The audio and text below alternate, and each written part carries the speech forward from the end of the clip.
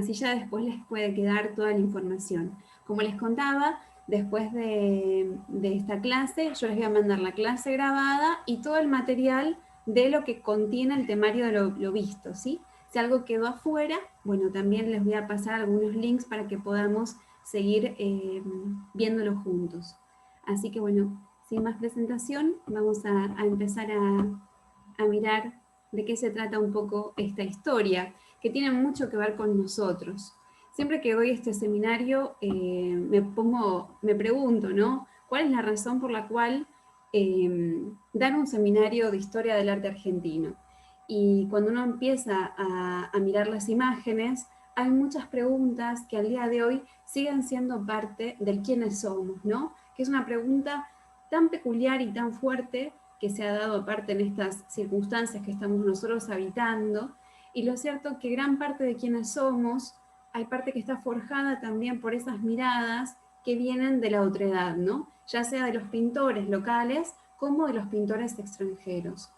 El temario del día es este. Las primeras imágenes que surgen justamente de los artistas viajeros, vamos a ver de qué se trata, la generación del 80 en el arte argentino, qué es la generación del 80, qué es lo que entendemos por esta generación y cuál es la visión cultural, los escritores y los pensadores, y lo que es el inicio de las instituciones artísticas en nuestro país.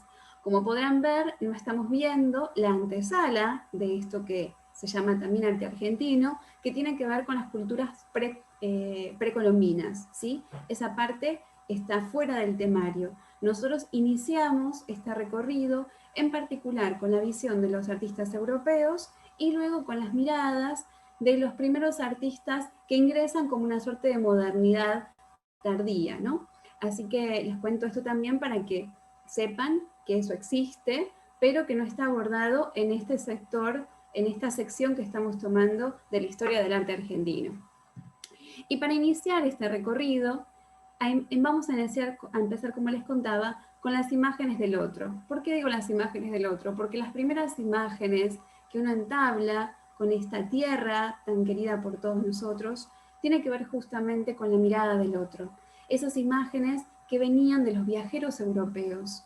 Las primeras imágenes que tenemos de nuestras pampas y de nuestra ciudad de Buenos Aires está justamente mirada, recuperada, por la mirada de los artistas viajeros que venían en expediciones. La primera se da justamente con Alejandro Malespina, ¿sí? Que en 1789 viajan a la ciudad de Buenos Aires con investigadores y entre ellos venía Brambilla, que era uno de los pintores que daba lugar justamente a recuperar, casi cual fotógrafo, aquellas investigaciones visuales de lo que había en del territorio nacional, ¿sí? O sea, las primeras imágenes están dadas justamente por el otro, por estos artistas viajeros europeos, que ni lerdo ni perezoso tenían también una búsqueda que no era en absoluto inocente, ¿sí? ¿Por qué digo que no era inocente? Porque vamos a ir recorriendo juntos, y ustedes me sabrán decir también, qué es lo que ven en esas imágenes que ellos retratan, evaluando, ¿no? Nuestro país. Perdón, Flor. Sí, ¿En Moni. qué Hola, Florcita. ¿En qué año? En 1789. Gracias. Estamos remontándonos en la antesala de lo que es el arte a como lo conocemos. Pero sin embargo, vamos a ver que gran parte de estas imágenes hacen y dan cuenta justamente de quiénes somos hoy nosotros, o cómo nosotros nos proyectamos también, ¿sí? Bueno, siempre ha habido en la historia del arte artistas que han sido viajeros y que recuperan, ¿sí?, la imagen justamente de la otredad. Por ejemplo, en este caso les muestro para que tengan un paralelo, cuadernos de Eugène Delacroix, que él viaja a Marruecos y en este diario de notas lo que hace justamente es mostrar usos y costumbres de los habitantes de esos territorios lejanos para esta Europa, ¿sí? Entonces, esta situación del artista que entabla un diálogo visual con esa tierra desconocida es algo que se ha dado dentro de la historia del arte siempre. Los diarios de viaje son bellísimos, de Eugène Delacroix y de muchísimos otros grandes artistas. Entre ellos tenemos a Fernando Brambilla, es justamente con el que viene en esta expedición muy cientificista que vino al puerto de Buenos Aires en principio, a retratar esa ciudad desconocida. Esa ciudad que tiene que ver también con los territorios conquistados por la corona española, ¿no? Dar cuenta de cómo es el territorio. Es una suerte de relato visual con una mirada muy europea para los europeos, ¿sí? Y Fernando Brambilla, tenemos estas dos imágenes, vemos acá algunas cuestiones técnicas que datan mucho de su mirada y su formación academicista europea, ¿sí? Pero son las primeras imágenes que tenemos nosotros mismos del territorio, en este caso, de la ciudad de Buenos Aires. Y vamos a ver juntos esta obra, se llama Buenos Aires desde el Camino de las Carretas, de 1794, y yo les pregunto a ustedes, ¿cómo está planteada la imagen? ¿Qué es lo que ve específicamente Brambilla o qué quiere mostrar, ¿no? En esta imagen que estamos nosotros acá recorriendo? Por lo pronto vemos... El medio de transporte. Muy bien. Hay algo con respecto al uso y costumbre, en este caso, de los medios de transporte, ¿sí? Que tienen que ver con estas carretas. Hay una mirada... Bien, a ver. La edificación colonial también de la época. Una edificación muy colonial que tiene que ver también con esta mirada europea, propiamente dicho, ¿no? Brambilla hace un truco de magia que tiene mucho que ver con su formación academicista europea, que una de las dificultades más grandes de los pintores cuando llegan a la ciudad de Buenos Aires es que ven territorios planos. Normalmente las ciudades europeas están constituidas sobre territorios que tienen una suerte como de variaciones, ¿no? Inclinaciones y cerros. Exactamente. Lo que hace Brambilla acá en la ciudad de Buenos Aires, que era un territorio casi plano, ¿sí? Con una gran planicie, lo que hace es jugar con desniveles para darle cierto atractivo. Es una Claro, imagen... pensaba en las barrancas esas donde están, porque eso es pleno, debe ser donde está la Casa de Gobierno, Plaza de Mayo. Exactamente, Claro, exactamente. no. Es donde estaba el antiguo fuerte de la ciudad de Buenos Aires también. Entonces, esto que estamos viendo acá, ya empezamos a notar que hay algo un poco edulcorado o un poco romantizado, si se quiere, de la mirada de Brambilla, que le da cierto atractivo estético también a lo que está mostrando, ¿sí?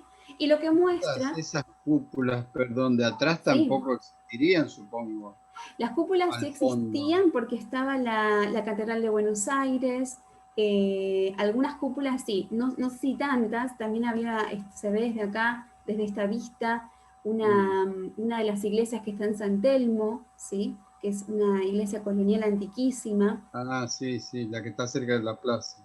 Sí, pero miren, acá viene de vuelta, exacto, el segundo interés. Es mostrar por un lado, como decía la compañera, la cuestión de la ganadería, el tema del traslado, ¿sí? Esta cuestión de la proyección de una ciudad potente y económicamente fuerte que se está formando en este lado del continente, con el puerto principalmente, este tema también relacionado a la cuestión edilicia, que da cuenta de una ciudad que, aparte de ser prometedora, es religiosa, ¿sí? Eso también es parte de lo que Brambilla está contando. Claro, porque se fundó como la ciudad del puerto de la Virgen de los Buenos Aires.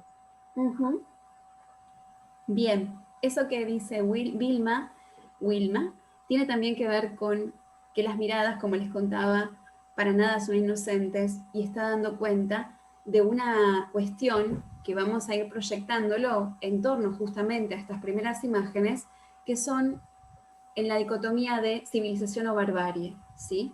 Principalmente es uno de los grandes temas que atraviesa el temario de hoy casi completo. Estas ciudades que se proyectan, que muestran también los distintos grados de civilización alcanzados y el potencial económico de estas ciudades, ¿sí? Acá vemos nuevamente cómo la experiencia visual nos da lugar a contar en estas láminas que Brambilla luego vendía a Europa, ¿sí? Son litografías en muchos casos, donde se da cuenta de los usos y costumbres, en este caso de la ganadería.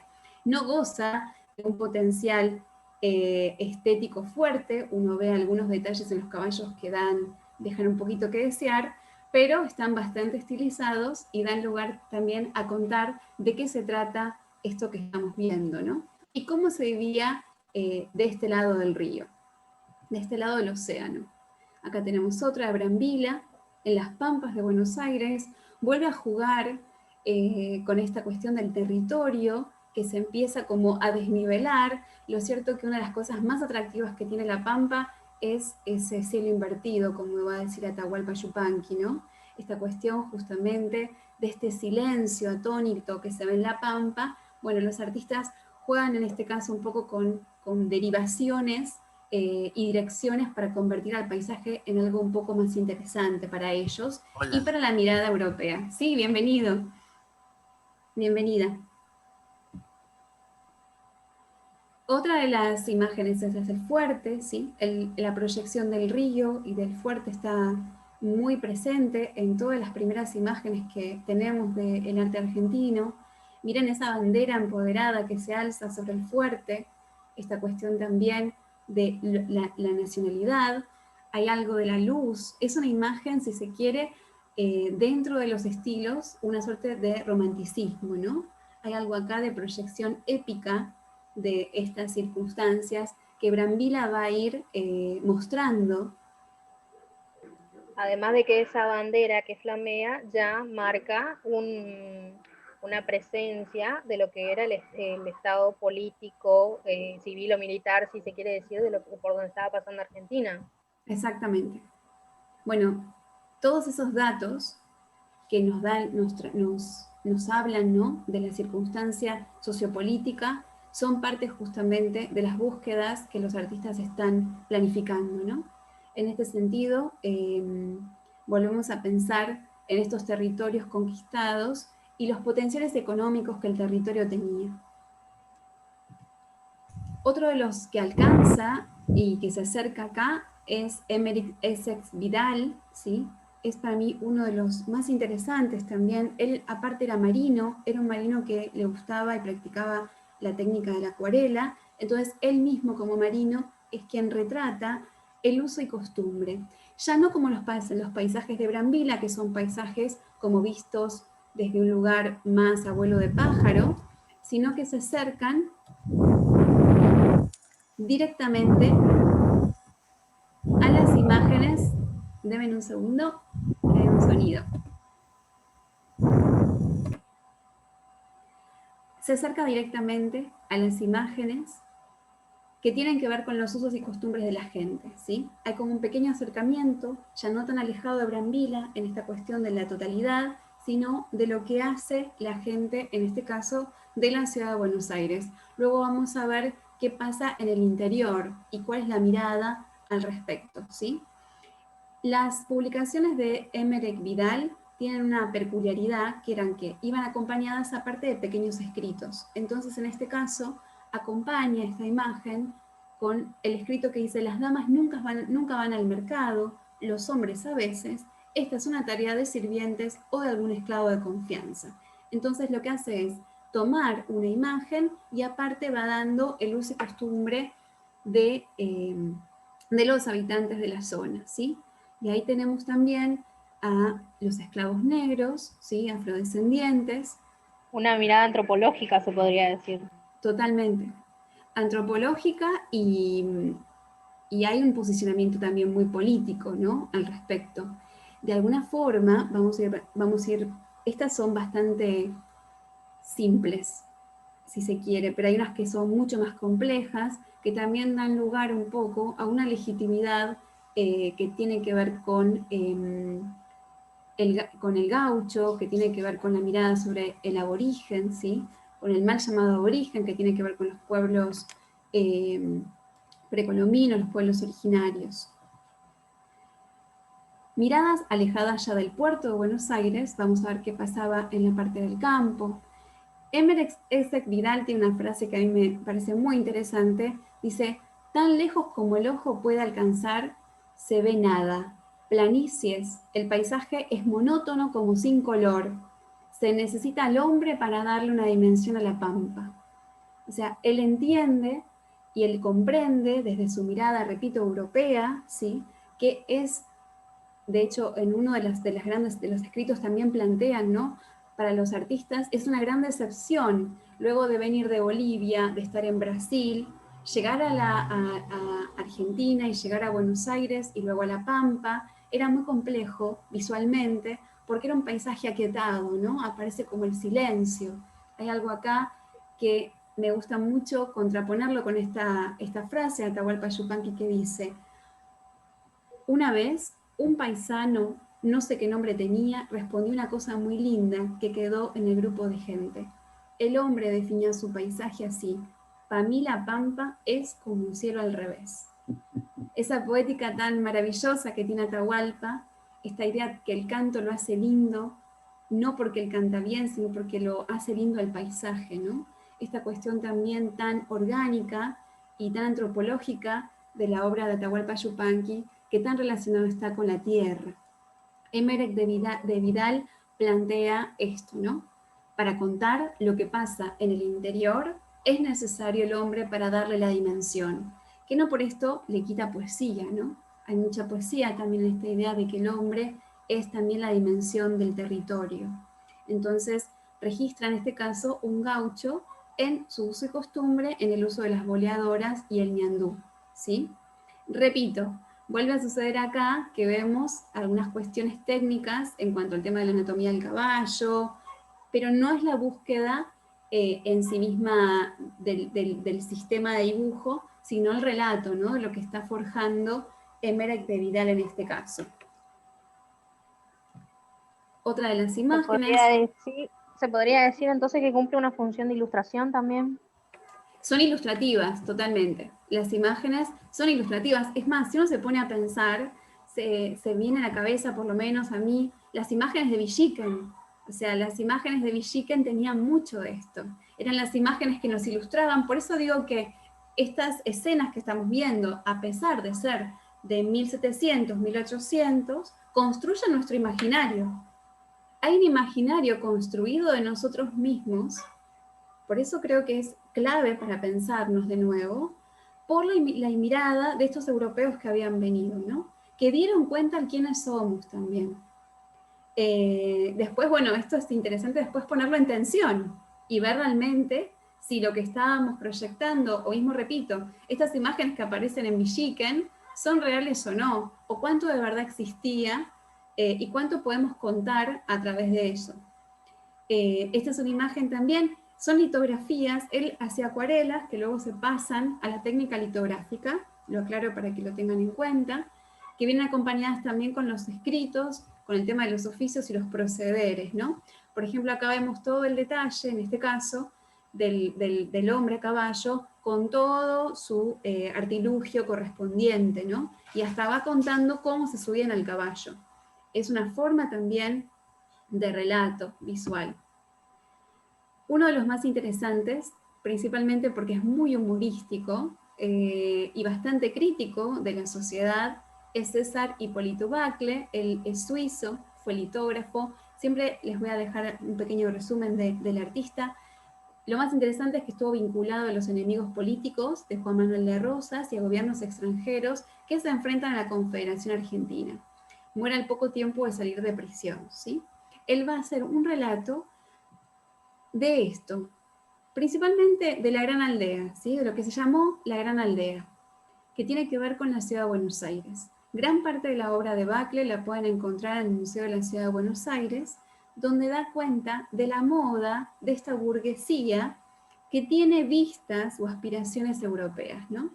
Al punto en este caso de utilizar la ironía con estos peinetones que le sacaban los ojos a los hombres, ¿no? Son imágenes bastante irónicas y graciosas. Calle de la Victoria, pareciera una parte de San Telmo en este caso. O en este caso, donde muestra también parte de los momentos de ocio de la sociedad porteña. Repito, una sociedad que tiene aspiraciones europeas. Y cuando digo aspiraciones europeas, estamos también hablando de la visión que tenía la sociedad en sí, argentina, de la mirada con respecto a la civilización, ¿sí? Esto luego va a estar en pugna constantemente a lo largo de todo el recorrido que vamos a hacer. Y en este caso se mofa de que no pueden llegar a ver la obra de teatro por estos tremendos peinetones que las mujeres portaban. Que de hecho son ciertos, no sé si han visto estos peinetones, pero muchos de ellos existían. Hay uno bellísimo en el Museo de Bellas Hola, Artes. Florencia, perdón. ¿Qué Adelante. técnica es? Bien, estas técnicas que estamos viendo son grabados. ¿Por qué? Porque el ¿Litografía? grabado son litografías. Primero el artista lo que hace es trabaja con acuarela y luego en este caso aparece una litografía de aguafuerte, ¿sí? Ajá, Perdón, no es litografía, es un aguafuerte, más que nada por el trazo que está teniendo.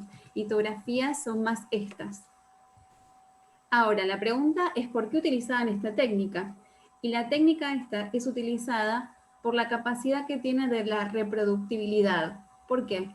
No sé si lo habrán visto o si alguno tiene en su casa, pero luego estas láminas se vendían juntas. Se venían todas juntas, alrededor de 60, en el caso de León Palier, por suerte tengo una en mi poder, donde aparecen todas las litografías juntas con los distintos momentos de la ciudad de Buenos Aires, ¿no? La gente lo que hacía en Europa era luego comprar estas láminas que eran muy atractivas al respecto de estos espacios desconocidos para muchos de ellos, ¿no?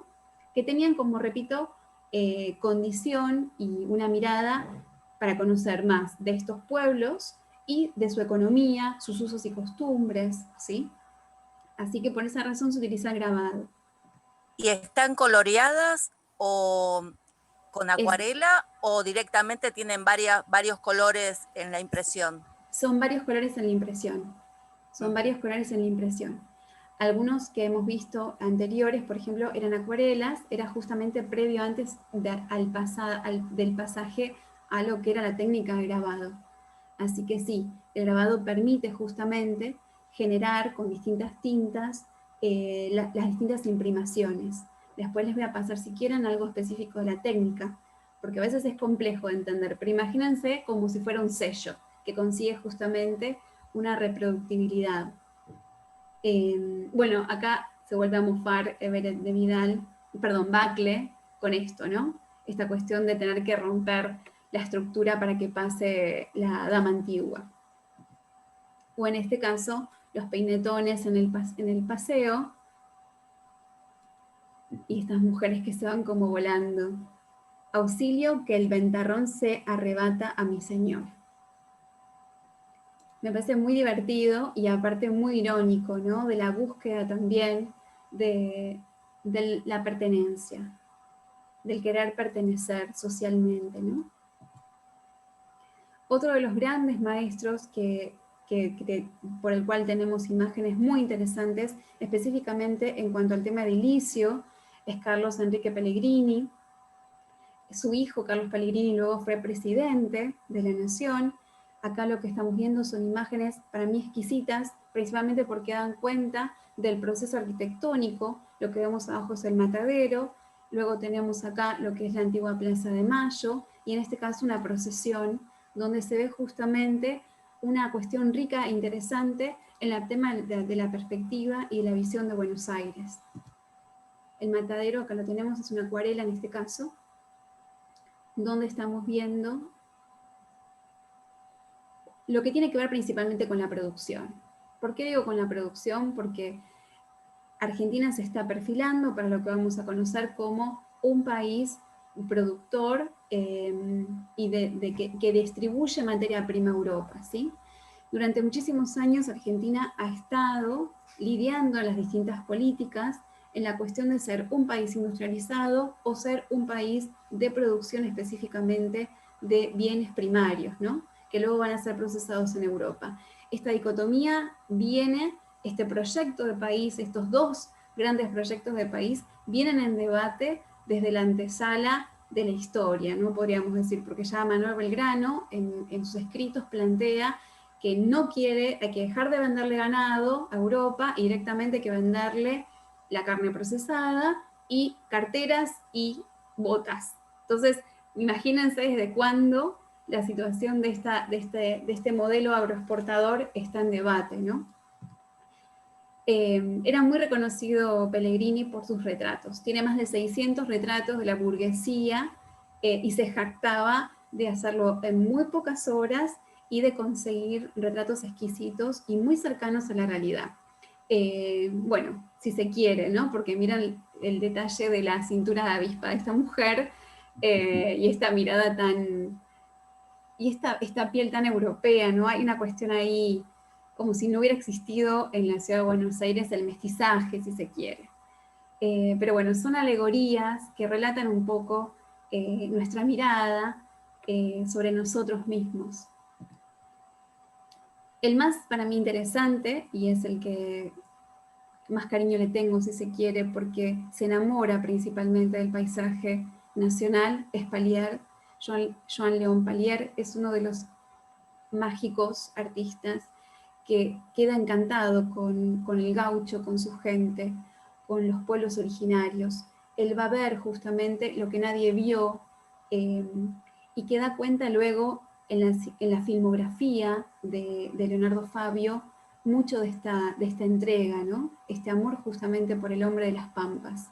Él decía cuando recorría los distintos taperíos, ¿no?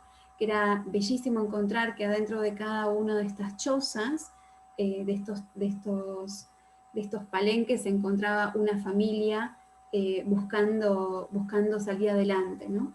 Entonces acá lo que vemos es este idilio criollo, pero muy romantizado, ¿sí?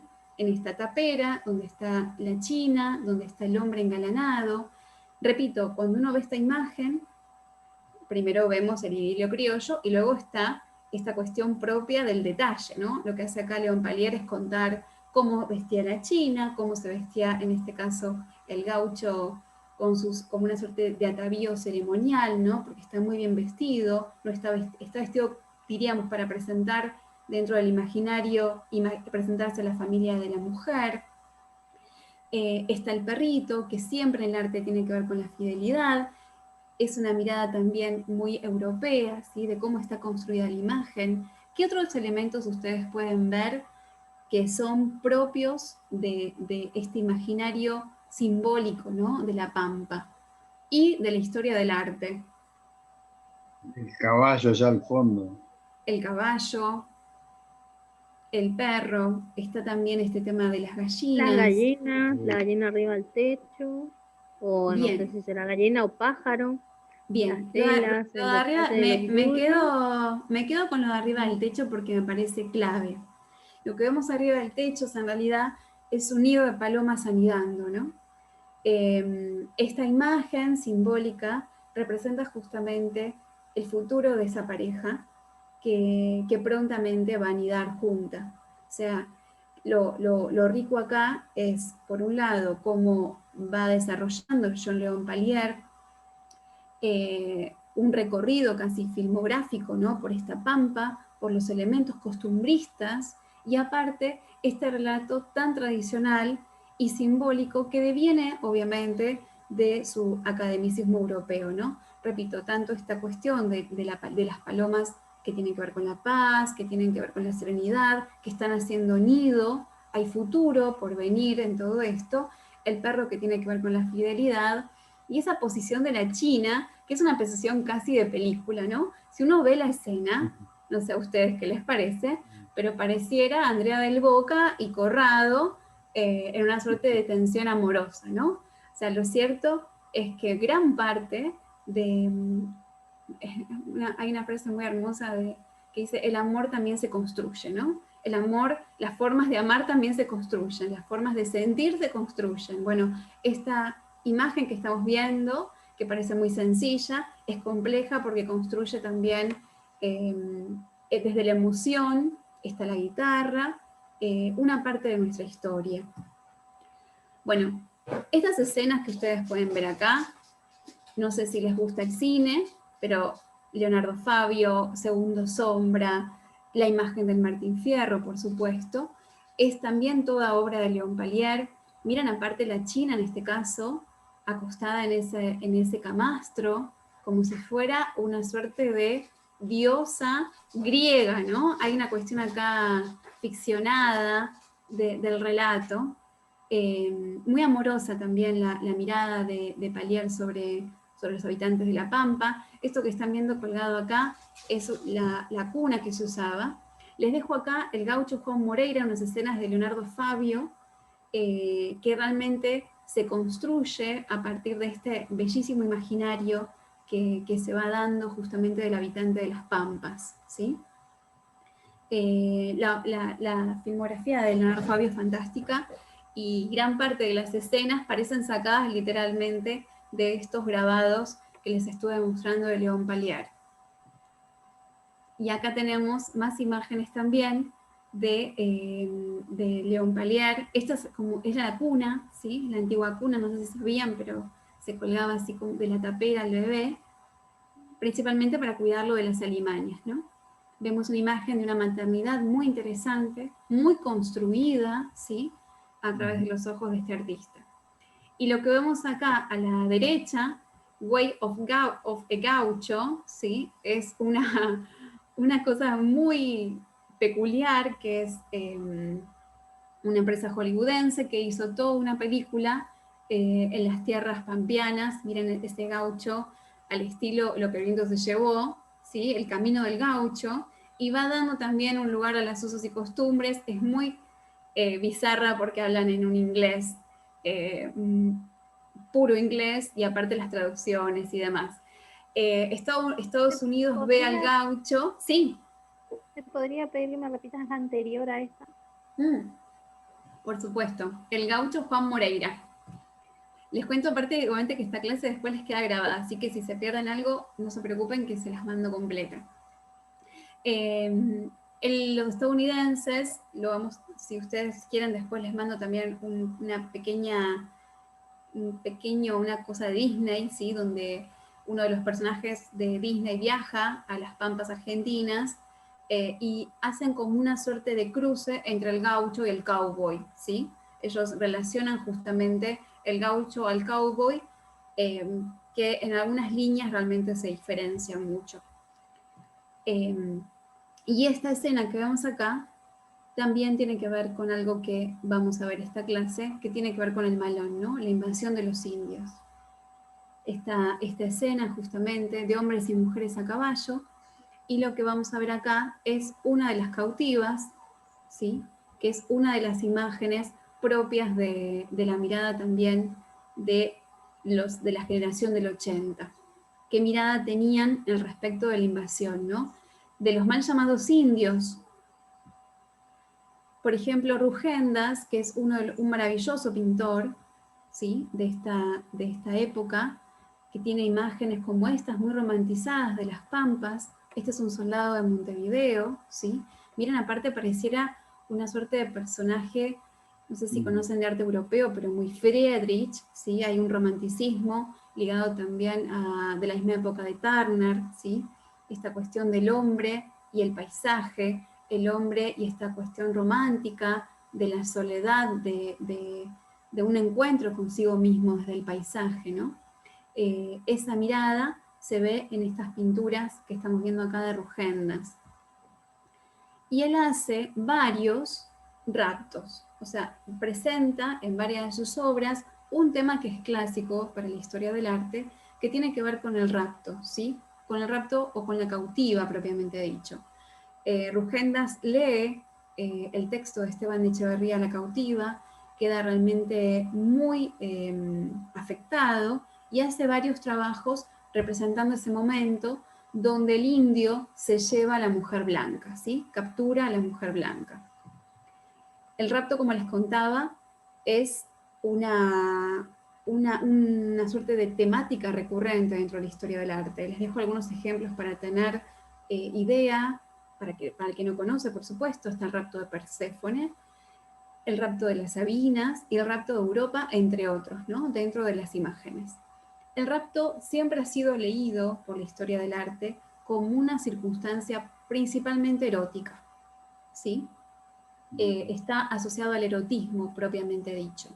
Más allá de que es una situación violenta, es una situación romantizada dentro de la historia del arte. Si no hubiese sucedido todo lo que ha pasado del agua bajo el puente con respecto al tema del género, podríamos dar vuelta de página y seguir leyéndolo así. Hoy por hoy podemos plantarnos, esto lo dejo en cada uno, a pensar realmente qué tipo de situación erótica y violenta estamos romantizando, ¿sí? Lo dejo para pensar, pero siempre... ¿Puedo hacer una acotación? Sí, por supuesto. Hace unos meses había leído que se levantó delante de no sé qué edificio público en Europa o en Estados Unidos, no me acuerdo muy bien, Sí. que era Medusa con la cabeza de Perseo. Sí. Era una vuelta de rosca a la leyenda de Medusa. Exacto. Perdón, al mito de Medusa. Sí, sí. Bueno, esto como plantea Vilma es parte de del revisionismo que estamos haciendo dentro de la historia, ¿sí? Dentro de la historia del arte hay que volver a pensar algunas cuestiones en relación a qué se considera erótico, por ejemplo, ¿no? Pero durante muchísimo tiempo les cuento que la mirada principalmente, hay un texto muy interesante que les dejo también sobre el erotismo, que es de Bataille, donde justamente se plantea esta cuestión de la histeria, ¿no? Principalmente del deseo encubierto y la situación esta de la puja de los cuerpos. Así que bueno, o sea, todo esto que les estoy mostrando en relación a la cautiva, tiene su asidero también en las miradas desde la historia de las imágenes, principalmente. En este caso, el malón de Rugendas, ¿no?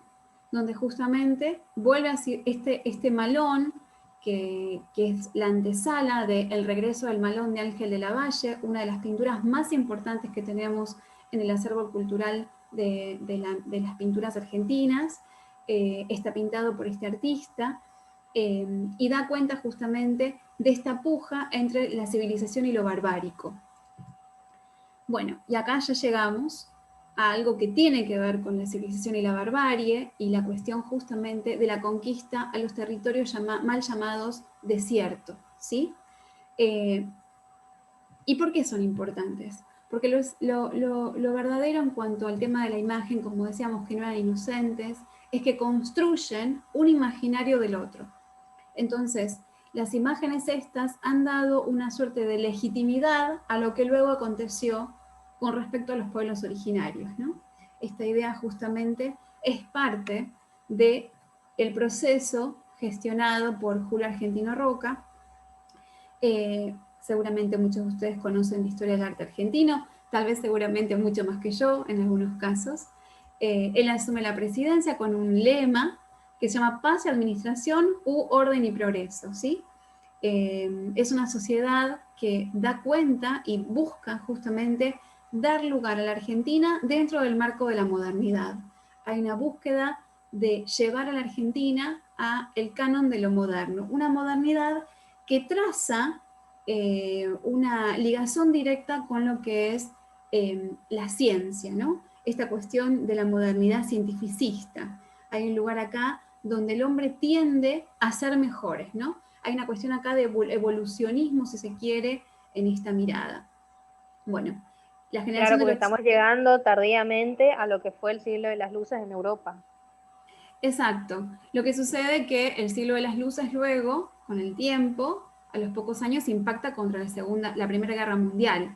Entonces, este proyecto positivista y moderno ha tenido sus grandes fallas, ¿no? Esta idea justamente de que la razón, en contrariedad a las pasiones, a lo que tiene que ver con lo intuitivo, a lo que cuando hablo intuitivo hablo también de los pueblos originarios, que tienen que ver con los ritos, se planta sobre todo esto la razón como una suerte de camino posible, ¿no? Y la ciencia como pata de todo esto. Están basados, tienen como grandes rasgos el fraude electoral, el clientelismo, el presidente que disponía del control del presupuesto nacional a favor o en contra de las provincias y podía deponer a los gobernadores desafectados por medio de intervenciones federales, ¿sí? Estamos hablando lejos de lo que se consideraría hoy por hoy una suerte de estructura democrática. Les dejo acá, para que el que no conoce, las características propias de la generación del 80. Entre ellas, como les contaba, recibe influencia de lo que es el positivismo, este siglo de las luces, como decía Vilma, esta suerte de razón que iba a salvar al hombre, ¿no? cuando uno ve historia del arte europeo, durante muchísimo tiempo la religión es parte de este proceso que encausa la vida del hombre. La religión va a ser cambiada por otra gran deidad llamada la razón, ¿no? Esta razón pura que junto con la ciencia van a encaminar y van a hacer que el hombre progrese. Hay una fe tremenda en esta circunstancia, ¿no? Todo lo que no es parte de esta estructura civilizatoria es visto como una suerte de amenaza o enemigo. Adoptó un sentimiento colectivo como espíritu de época e intentan los hombres de la generación del 80 ingresar a entablar un diálogo justamente con la cultura civilizada de Europa, ¿sí? Les dejo este mapa acá para que después ustedes lo puedan tener. Es una sociedad que es liberal económicamente, pero muy conservadora, ¿sí? Y las claves históricas para entender este proceso es entre ellas la campaña al mal llamado desierto, entre 1878 la primera y 1885 la segunda. Julio Argentino Roca, acá lo tenemos con su familia, una foto por demás europeizada, ¿no? Con vestimentas, usos y costumbres. La ley de deportación a extranjeros también va a ser clave porque es otro de los grandes rasgos de esta generación que tiene que ver con las inmigraciones. Y en este caso, como les contaba, la campaña al desierto. La campaña al desierto está también basado en un texto muy interesante de Sarmiento al respecto de este cruce entre civilización o barbarie. Les dejo acá un link que es una defensa del aniquilamiento, porque lo cierto es que hoy por hoy los pueblos originarios están activos, ¿sí? No murieron, sino que siguen al día de hoy trabajando y hoy por hoy siguen buscando tierras y bueno, lo hemos tenido el año pasado tremendos enfrentamientos también por el tema del territorio y es una deuda que al día de hoy sigue completamente abierta. Así que les dejo ese texto de la tinta que me parece muy interesante. Algunas de las fotos que estamos viendo acá son del grupo Segnan, los mal llamados Onas, ¿sí? El cacique de Villamain, capitanejos e indios de pelea. Son fotografías sacadas directamente cuando fue la campaña. Algunas son muy terribles. Gran parte de los pueblos dominados fueron traídos a pie hasta la ciudad de Buenos Aires y hay textos que después les voy a pasar donde se producen justamente como subastas, ¿no? De estos personajes para el trabajo doméstico. En este caso también aparecen niñas y la religión está involucrada en todo esto, en algunas imágenes se ve fuertemente. Digo la religión en cuanto a tema institucional propiamente, ¿sí? Acá están dando, por ejemplo, misa en el medio de las campañas. Son imágenes bastante duras.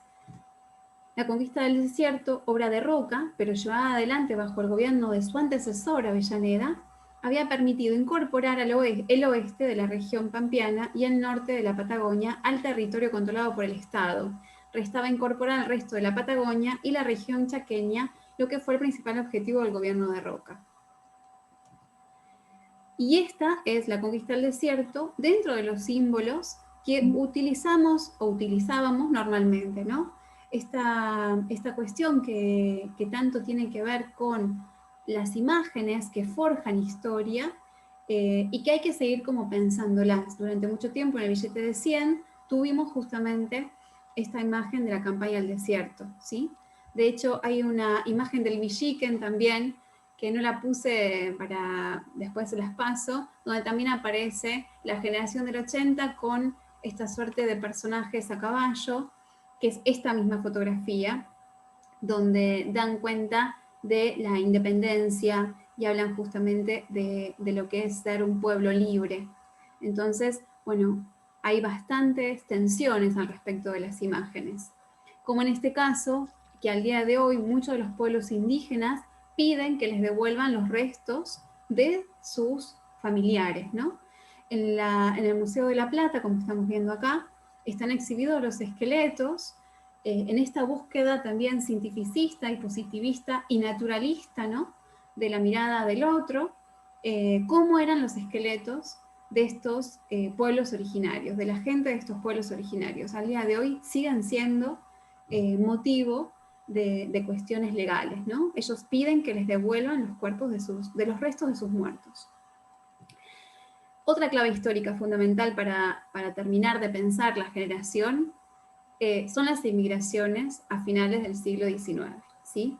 La inmigración viene a cambiarlo completamente todo. ¿Por qué digo todo?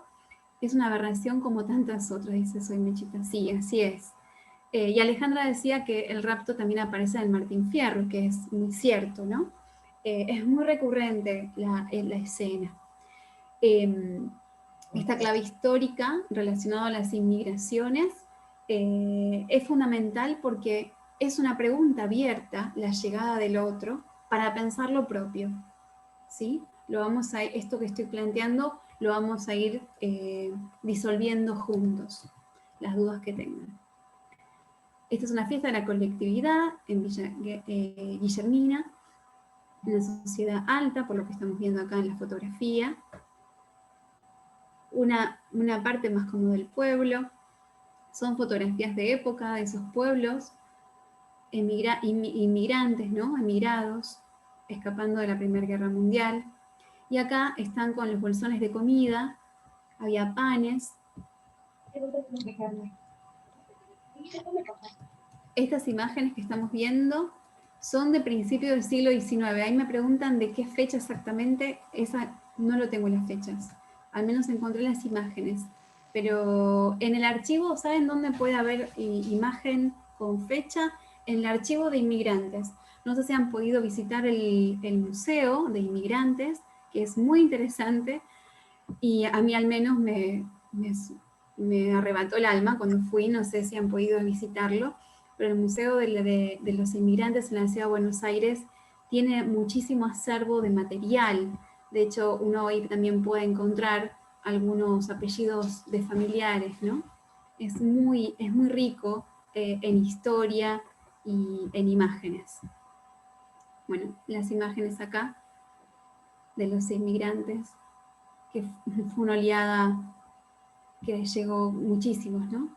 Es increíble la cantidad bueno, creo que la mayoría de nosotros seguramente tiene ascendencia de estos inmigrantes. Les dejo acá esta canción que a mí me gusta mucho, que está asociada justamente a la inmigración, que se llama Lejana Tierra Mía, que es de Carlos Gardel. Carlos Gardel, tanguero por supuesto, da cuenta, ¿no?, al igual que Tito Cosa, de la situación vivida por estos personajes escapando, ¿no? Escapando y con la ilusión del retorno. Siempre aparece esta cuestión de la nostalgia, pero una nostalgia activa de querer preservar su lengua, de querer preservar su costumbre, porque había una suerte de promesa de retorno. Bueno, les dejo esta canción para que después la puedan ver.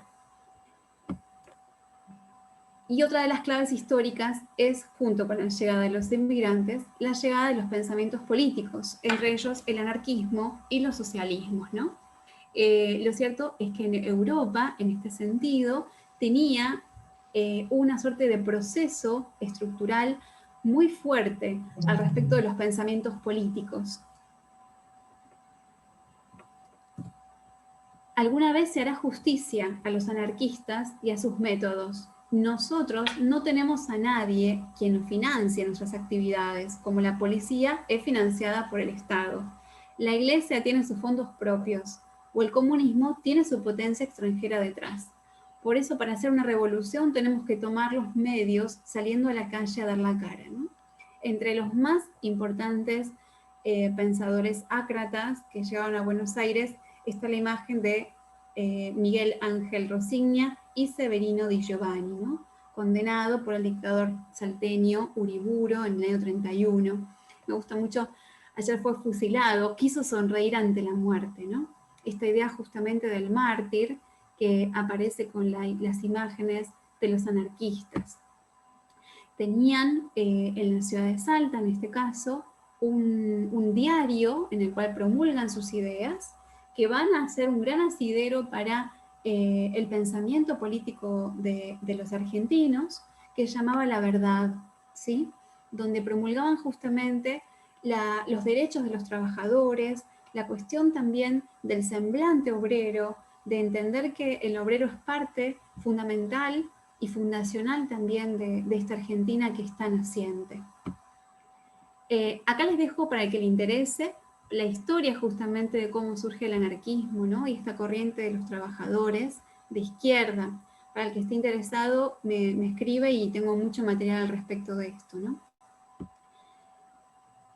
Bien, esos son los primeros ejes al respecto de la generación del 80. Bastante complejo, como se ve el panorama, ¿no? Tenemos por un lado la cuestión de las conquistas al desierto, la llegada de la circunstancia de estos pueblos originarios que parecen derrotados al momento, la llegada de esta inmigración muy fuertemente europea, principalmente del sur, de Italia, por ejemplo. Y por otro lado tenemos junto con ellos la llegada de la mirada de los anarquistas, ¿no? Y los socialistas dentro de lo que es el panorama político. Así se gesta este impacto que va a dar cuenta del primer centenario, ¿sí? En la ciudad, en Argentina, y principalmente, digo la ciudad de Buenos Aires porque lamentablemente es el foco más fuerte de cuestión institucional, ¿no? No quita que en las provincias no sucediera nada, pero la mayoría de las circunstancias terminaban resolviéndose muy unitariamente en la ciudad de Buenos Aires. Las primeras instituciones y el desarrollo patrimonial de la Argentina. ¿Cómo surge el arte, no? Y por qué razón también hay una búsqueda artística. Frente a las cuestiones del panorama que yo les planteaba dentro de la generación del 80, ¿no? Esta suerte de élite gobernante que busca liderar una suerte de panorama, ¿no? Moderno. Yo les pregunto a ustedes esperen que voy a, ahí ya cerré un micrófono, ¿qué piensan al respecto? ¿Por qué el arte es importante, no?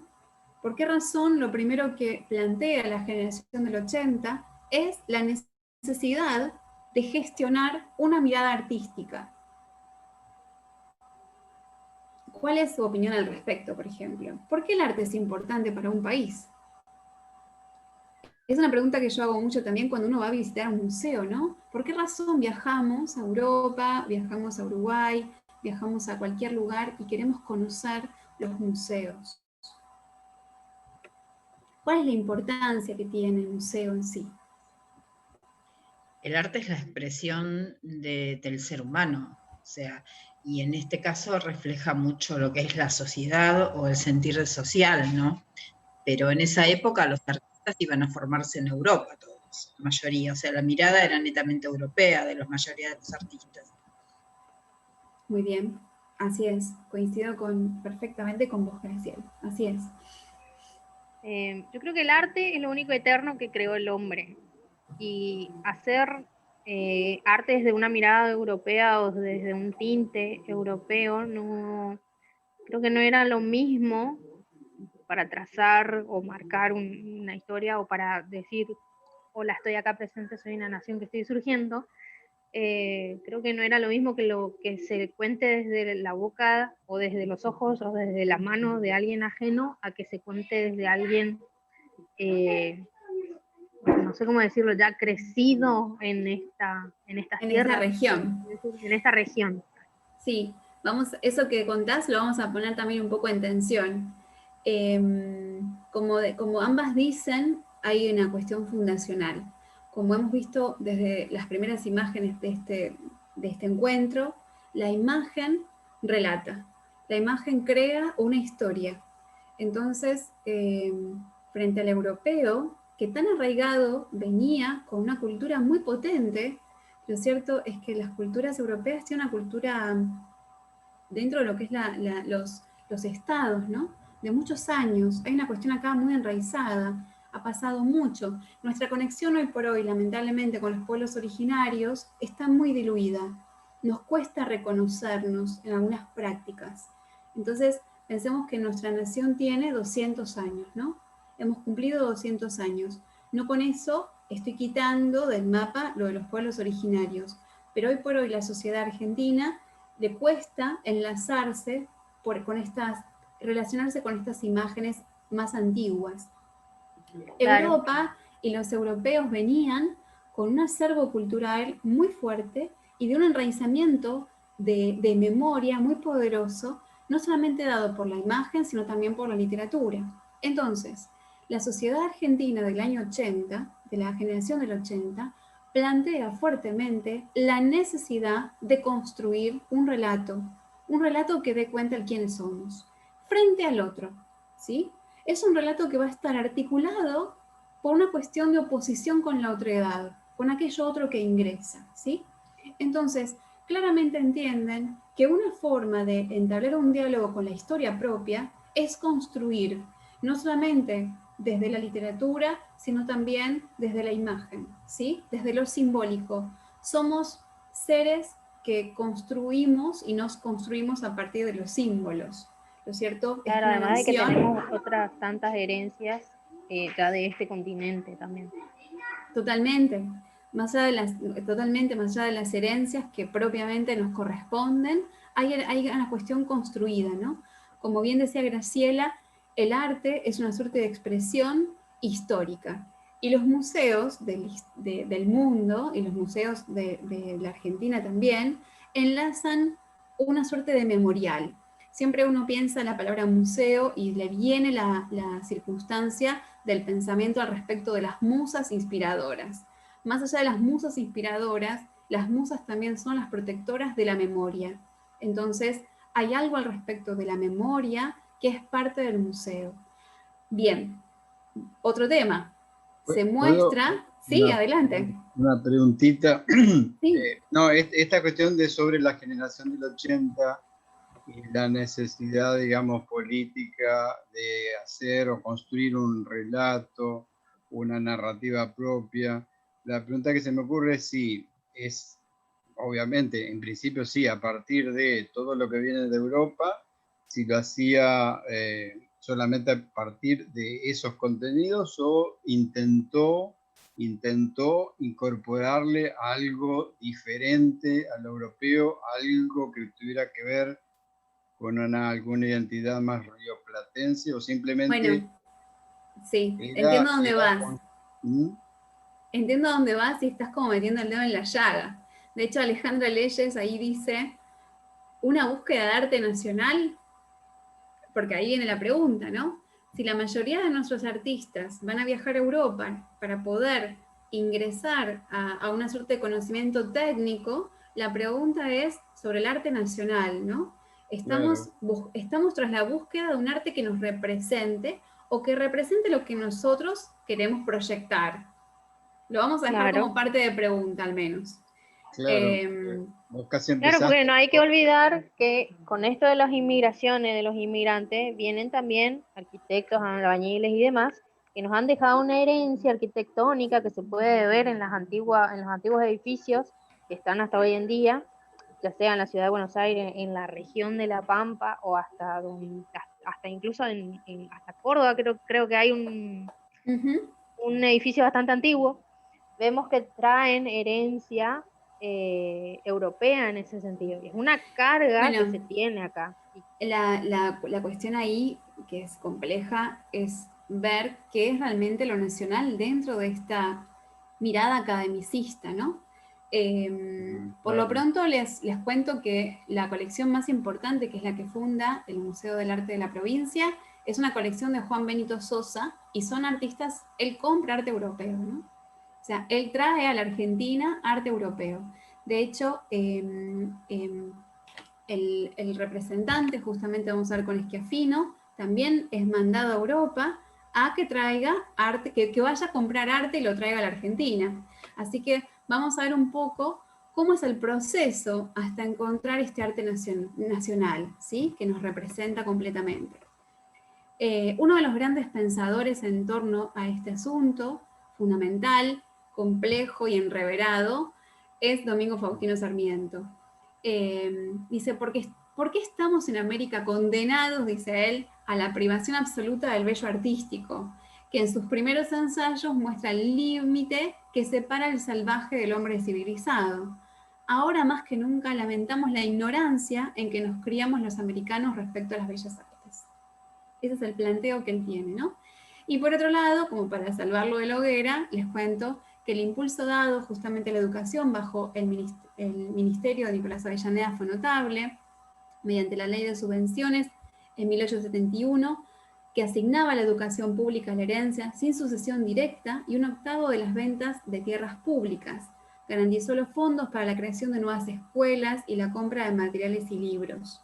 Durante su mandato, Sarmiento, y con apoyo nacional, las provincias fundaron 800 escuelas de primeras letras, alcanzando un total de 1.816 escuelas, de las cuales 27 eran privadas. La población se elevó de 30.000 a 110.000 alumnos. A fin de garantizar la educación primaria, trajo de los Estados Unidos 61 maestras primarias. Fundó escuelas de arboricultura, agronomía en San Juan y en Mendoza, y más tarde en San Miguel de Tucumán y Salta. En ese mismo año propició la creación y el desarrollo de la Comisión Nacional de Bibliotecas Populares. Es una persona compleja, Sarmiento, en todo sentido. Les recomiendo que si lo aman o lo odian, lo investiguen un poco para conocer un poco que era un hombre de época, ¿no? Hay una mirada acá muy relacionada también a la historia de nuestro país. El primer diario que tenía, iba a ser una revista que iba a salir quincenalmente, ¿no? Se llamó El Arte en el Plata, en una revista que iba a salir cada 15 días, y lo cierto es que tiene una sola tirada, muy fugaz el paso del proyecto, pero sin embargo fue el primer intento de dar cuenta desde el periodismo de lo que era el arte y el encaminamiento, el camino justamente de este arte nacional. ¿Por qué digo esto? Porque la generación del 80 entiende que hay que gestionar, cultivar las bellas artes en el público común. La búsqueda justamente del proyecto de la generación del 80, con grandes maestros que vamos a conocer hoy, tiene que dar cuenta de inspirar a los argentinos tras la búsqueda de este estímulo de bellas artes. Por esa razón se llama Sociedad de Estímulo de Bellas Artes. Porque uno a veces se pregunta por qué razón se llama esta cuestión de estímulo, ¿no? Bueno, tiene que ver justamente con ejecutar el interés por estas cuestiones. Esta revista de Arte en el Plata, me preguntaba Mercedes, se encuentra en el Museo de la Ciudad, así que tiene que ver con eso. Y es la antesala de Estímulo, todavía no existía, era parte del órgano, y luego vamos a ver a la Sociedad de Estímulo como la conocemos hoy. Esta es de 1878. Agullari José es artista y es justamente el que empieza a hacer estudios academicistas en la ciudad de Venecia, estudia en Venecia, luego viene a la Argentina, y Sarmiento le pide a él justamente que sea el encargado de gestionar, de gestar esta sociedad para estimular el arte en la ciudad de Buenos Aires y en la Argentina luego. Acá tenemos algunas obras de él para no pasar por de lado que era pintor, era un artista. El proyecto en 1922 fracasa. La idea justamente era el proyecto de dotar a Buenos Aires de una escuela de artes y un museo de calcos, tarea que tuvo a este artista como gestor. Justamente cuando se cae este proyecto, nace de esta frustración la institución Estímulo de Bellas Artes, que justamente uno del grupo era este mismo artista, Agullari, ¿sí? Por esa razón les contaba que los artistas se entrenaban acá en los talleres de los maestros que habían viajado a Europa, y luego ellos mismos viajaban a Europa para legitimarse. Muchas de las becas de viaje estaban subvencionadas por el Estado Nacional. De hecho, vamos a ver que Sibori y Schiaffino, que son dos grandes maestros, viajan con una beca que le brinda el Fondo del Estado Nacional para que se vayan a entrenar, a conocer en la academia, ¿no? Acá tenemos el proyecto de reglamento de Sociedad de Estímulo de Bellas Artes de 1876, donde se funda este proyecto con este reglamento. Algunos de los artistas conocidos que vamos a ir recorriendo son entre ellos Alejandro Sívori, Eduardo Schiaffino, ¿sí? Bueno, por supuesto, José Agullari, Carlos Gutiérrez, ¿sí? Y el intelectual Santiago Vaca Guzmán, que no sé si lo conocen, pero es una figura emblemática en todo esto, ¿no? Y el proyecto de esta formación es armar una escuela, tener una biblioteca, tener una galería de arte y una suerte de espacio de circulación donde los artistas pudieran mostrar lo que estaban haciendo, ¿no? Lo que estaban desarrollando. Se habrán dado cuenta que realmente ha sido una epopeya gestionar el espacio artístico en la Argentina, ¿no? Fue realmente una búsqueda. Sí, Graciela. Es la misma institución que está en Avenida Córdoba hoy, es la misma. Yo he ido a hacer croquis ahí. Ah, mirá. Pero es la misma, ahí es donde se funda. Esto es antes de crear la Escuela Porredón. Antes, sí, sí. Es antes. La es la primera, podríamos decir que Sociedad de Estímulo de Bellas Artes es la primera institución artística que tenemos en Argentina. Estímulo de Bellas Artes tenía una pata también en la ciudad de Córdoba, así que son dos espacios en los que se estaba gestionando esta cuestión institucional. Junto con el nacimiento con la Sociedad de Estímulo de Bellas Artes, se produce el primer Ateneo, ¿no? El Ateneo. Ya cuando uno dice el Ateneo, hay una búsqueda acá muy con una pata academicista, ¿no? Esta idea justamente muy griega, ¿no? De las artes, de 1893. Y ahí se empiezan a... El Ateneo es como una competencia. A ver, ¿en qué sentido? Los ateneos son como competencias, puesto que se dan en las escuelas primarias y secundarias, ateneos de matemática, ateneos de lengua, etc. Bueno, lo que hacían los artistas acá, recibían premios, ¿no? Podías ganar o no el premio del Ateneo. Hay una búsqueda también de cruce. Así que es para mí muy interesante. Antiguamente, la calle Florida, en la ciudad de Buenos Aires, y específicamente el Galerías Pacífico, en la parte de arriba, era donde estaban los atelieres de los pintores, ¿no? Cuando uno quería adquirir obra, se trasladaba a la calle Florida, los artistas muchas veces que tenían atelieres ahí, sacaban por los balcones las obras, y uno podía comprar y adquirir, era como una suerte de galería a la calle, ¿no? Y por esa razón Galerías Pacífico está tan relacionado con lo que tiene que ver el hecho artístico. De hecho, si ustedes acceden a las Galerías Pacífico, van a ver que están los murales, ¿no? Es muy interesante. El Ateneo llevaron a cabo las primeras conferencias y debates en torno a la existencia de un arte nacional. O sea, lo cierto es que hay una suerte de duda al respecto todavía si existe en la Argentina un arte nacional. Tenemos entre estas imágenes que aparecen en el primer Ateneo la obra de un gran pintor argentino que es Augusto Valerini. Es un pintor paisajista, como estamos viendo acá. Parece una imagen casi panorámica en este caso. Sus obras suelen ser panorámicas, les cuento. Son pinturas que son de horizontales y extendidas, ¿no? La primera exposición reunió 106 pinturas y 30 esculturas y fue inaugurada en el año 93. Entre los artistas que vamos a ver están Augusto Valerini, pero también Ángel de la Valle con una obra magnífica que se llama La Corrida de Sortija. Y acá hay algo interesantísimo. Luego del primer Ateneo se vendieron algunas piezas que estaban en exhibición y la Sociedad de Estímulo de Bellas Artes plantea: marcará una data digna de histórico recuerdo en el desenvolvimiento intelectual argentino, como que ha sido la primera manifestación pública de vida artística nacional.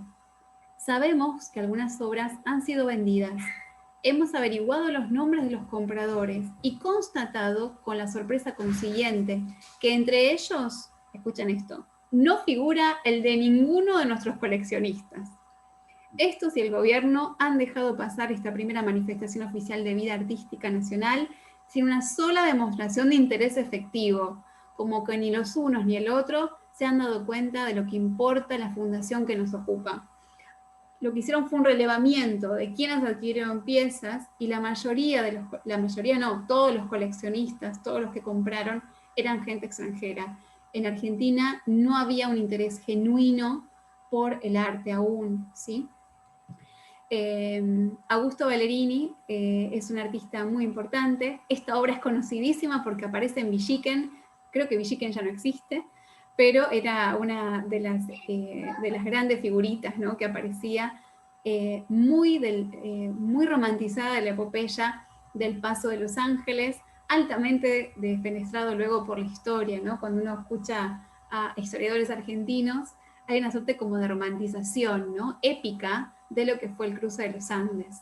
Por esa razón digo que las imágenes fundan discursos, y en este caso, bueno, con el tiempo uno lee la historia del arte argentino, y lo cierto es que dista mucho el paso del cruce de los Andes a esta imagen que vemos, ¿no? Una imagen que tiene un relato romantizado, muy cercano a esta cuestión también del encuentro de Friedrich, algo muy de Turner también en cuanto a esta cuestión de los Alpes, en este caso de las montañas nevadas, y de esta figurilla, ¿no?, que se enaltece frente como comandante, ¿no?, hasta el caballo le hace una suerte como de reverencia.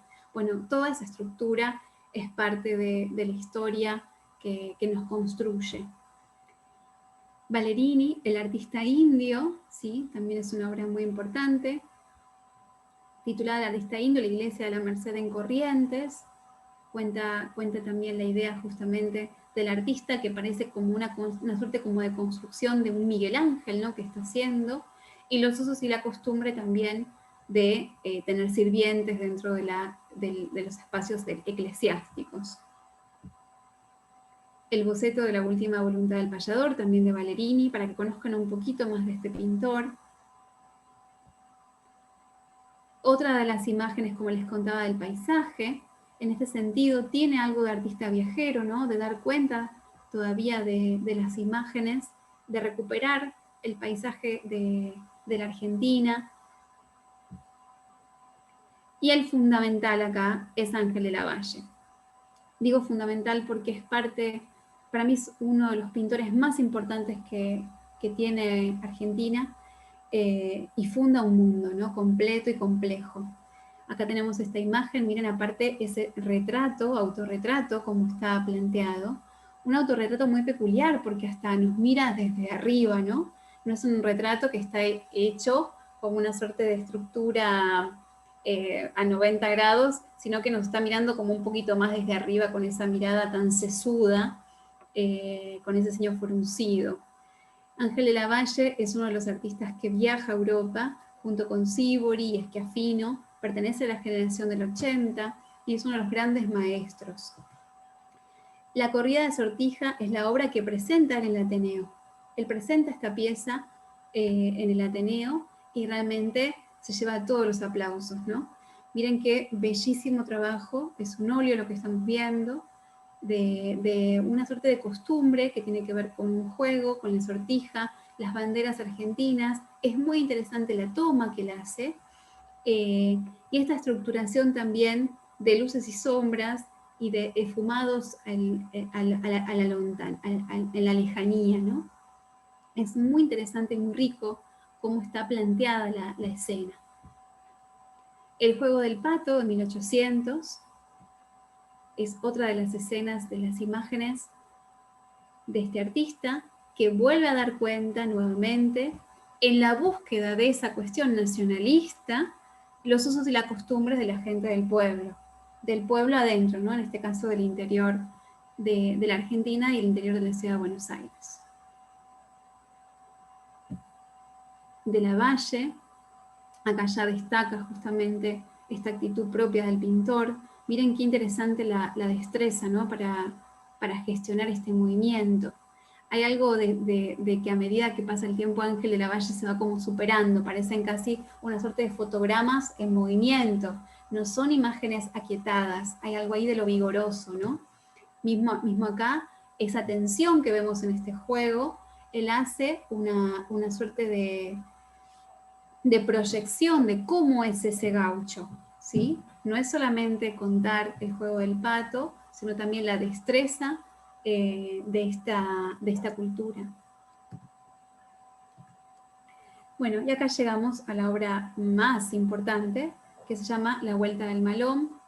Él hace esta obra para mandarla, es un envío que hacen a Chicago, a los Estados Unidos, ¿sí?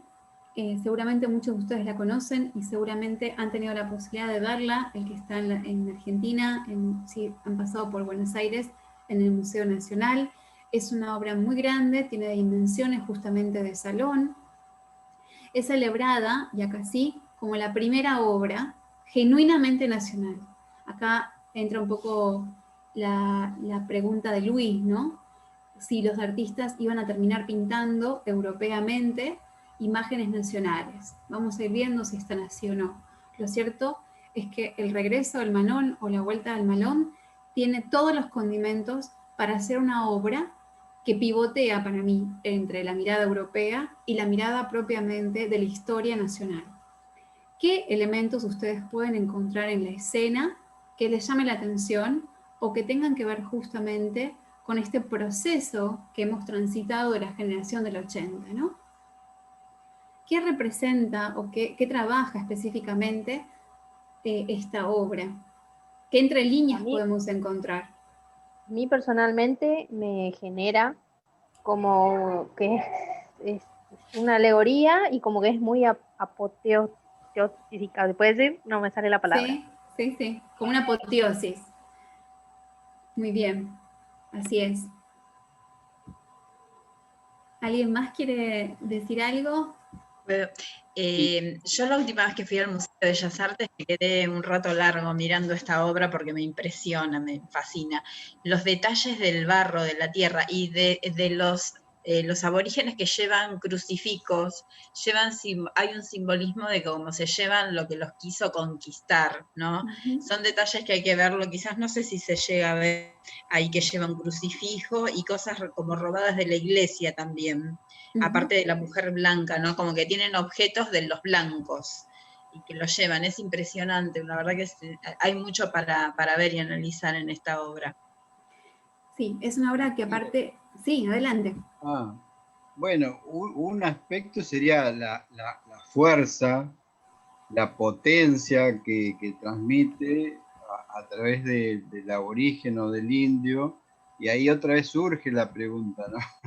¿Querrían mostrar a los aborígenes realmente así como tan fuertes, diestros, de destreza?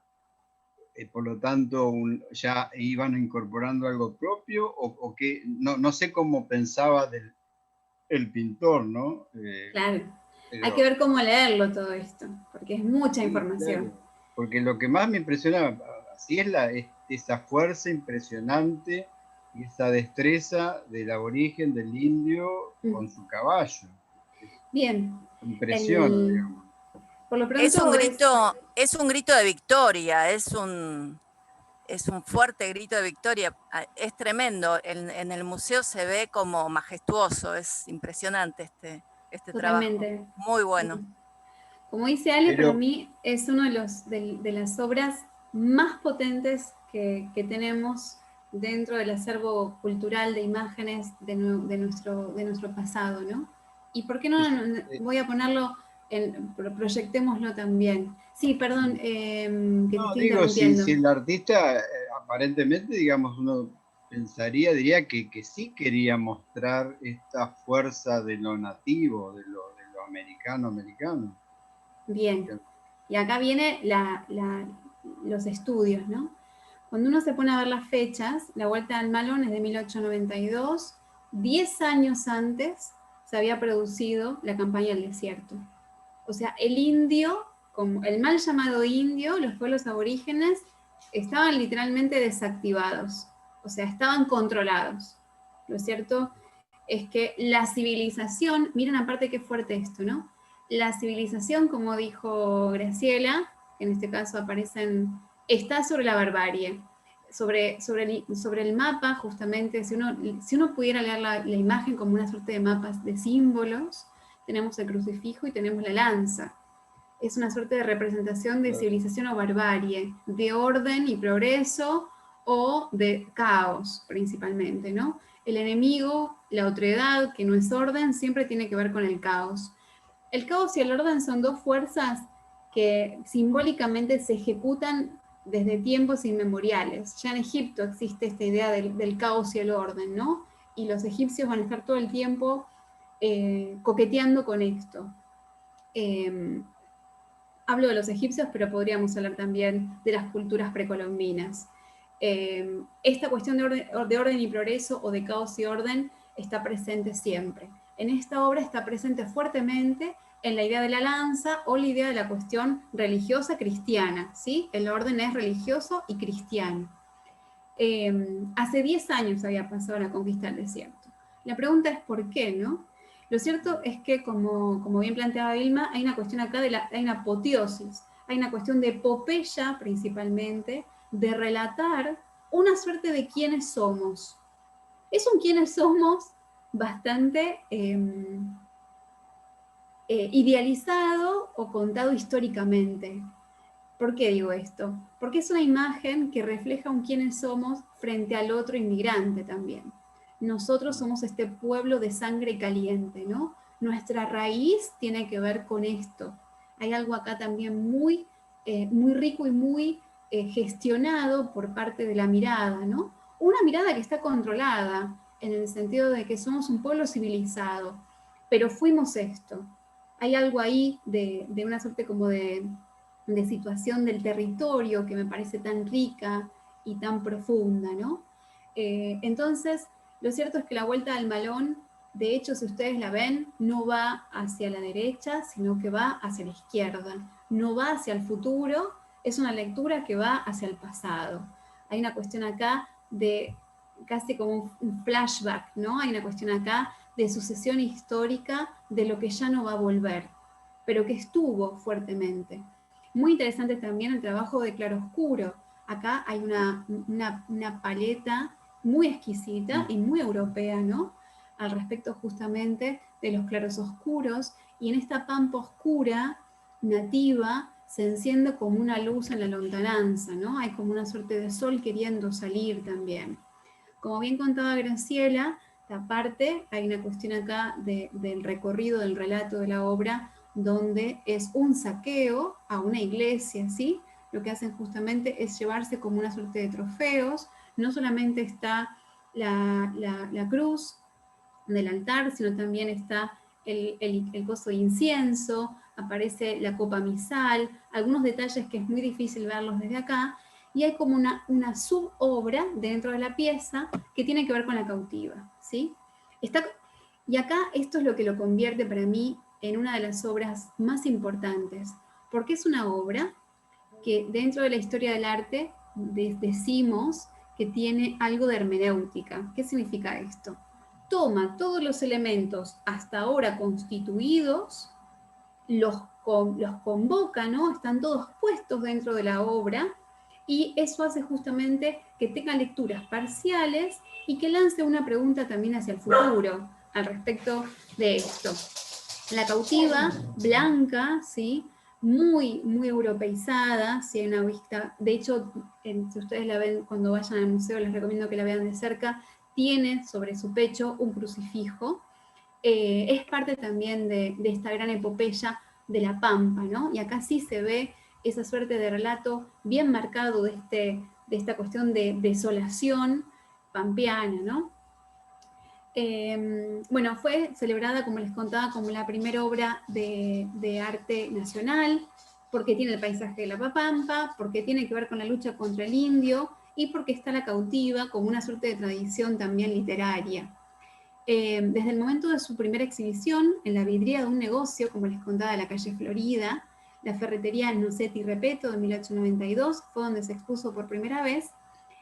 Fue luego enviado a una celebración que se iba a hacer sobre la llegada del centenario de Colón a América, y fue exhibido, que esto no está acá escrito, después les puedo pasar, junto con un montón de granos y productos que se hacían acá en Argentina, ¿no? Entonces, estaba la obra detrás y se exhibe entre, como una suerte casi, podríamos decir, en el arte contemporáneo, instalación, donde aparecen diferentes productos que daban cuenta de de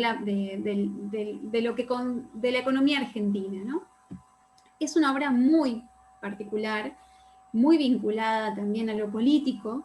En esta obra, por ejemplo, Daniel Santoro la recrea, ¿no? Y pone a Victoria Ocampo, observa la vuelta del Malón desde su casa, ahí en Recoleta, ¿no? Aparece esta suerte de regreso del Malón, y ella ahí con su silla muy Bauhaus y su biblioteca lo ve como si fuera por la tele, está como encerrada dentro de esa casa, y es siempre la puja visual sobre la cuestión justamente de las dos Argentinas que se están como sucediendo simultáneamente. Les dejo aquí un link muy interesante que tiene que ver justamente con esta imagen. Y acá vuelve a aparecer la dicotomía civilización-barbarie. Por un lado, el otro como encarnación de la barbarie y amenaza al orden, como les estaba contando, entendido como una amenaza también a la propiedad privada, ¿sí? Porque lo cierto es que, sean tierras, mujeres o ganado, el otro irrumpe como violación-amenaza bajo una fórmula reiterada a lo largo del tiempo. Si ese otro es salvaje, cruel y violento, el hombre civilizado no puede encarnar sino el bien y el orden de lo divino. Y acá hay una cuestión gestión simbólica pura, ¿no? Se construye sobre el otro, siempre el enemigo, y bueno, hay muchísimos ejemplos que podemos dar de esto, ¿no? Siempre la otredad está constituida como lo oscuro que tiene que ver con el caos, un caos que no tiene ley. Por otro lado, y eso convierte a los que estamos de este lado, fuera de ese caos, al orden principalmente. Un orden divino y que tiene que ver con la razón moral y del bien. Por otro lado, la civilización frente a la barbarie en el espacio visual de la conquista se inscribe bajo el gesto visibilizatorio de la religión y el territorio. Una tradición de fórmulas visuales de la aniquilación del otro. De hecho, acá estamos viendo una imagen que se llama Moros corriendo la pólvora, que aparece también esta salvajada, ¿no? De los moros, ¿no? Cómo se construye moros, y si ustedes se ponen a ver dentro de la religión cristiana también aparece el matamoros, que es Santiago de Compostela. El moro constituye esa otredad que está corrompida, ¿sí? Que es corrupta. Ante la cruz y el Estado, el otro se doblega por convicción o por violencia. La mano en alto esgrime el poder de la cruz ante la mirada del otro, ¿no? Bueno, estos son algunos de los análisis al respecto también de esto. Ahí justo dijo Mercedes, lo desconocido y lo oscuro, ¿sí? Siempre el otro es lo opaco. Esto tiene ciertos tintes familiares con la obra de La libertad guiando al pueblo también. Totalmente. Una libertad que literalmente le está pisando la cabeza a alguien para avanzar. O sea, lo cierto es que es tremendamente simbólica, ¿no? La libertad, hay una cuestión acá de una institución que avanza fuertemente en pos de un progreso, ¿no? Que me parece muy, muy rico. Bueno, otro de los grandes maestros que son parte de la cultura nacional es justamente Schiaffino. Schiaffino es, lo habrán visto, si lo han podido ver en Bellas Artes, es historiador y es uno de los que funda, junto con Sívori, un planteo muy interesante. Los artistas, como les contaba, viajaban a Europa, recibían becas y viajaban a Francia o viajaban a Italia. Si viajaban a Italia, recibían una estructura mucho más academicista, ya sea en Florencia, en Venecia o en Milán, o en Roma.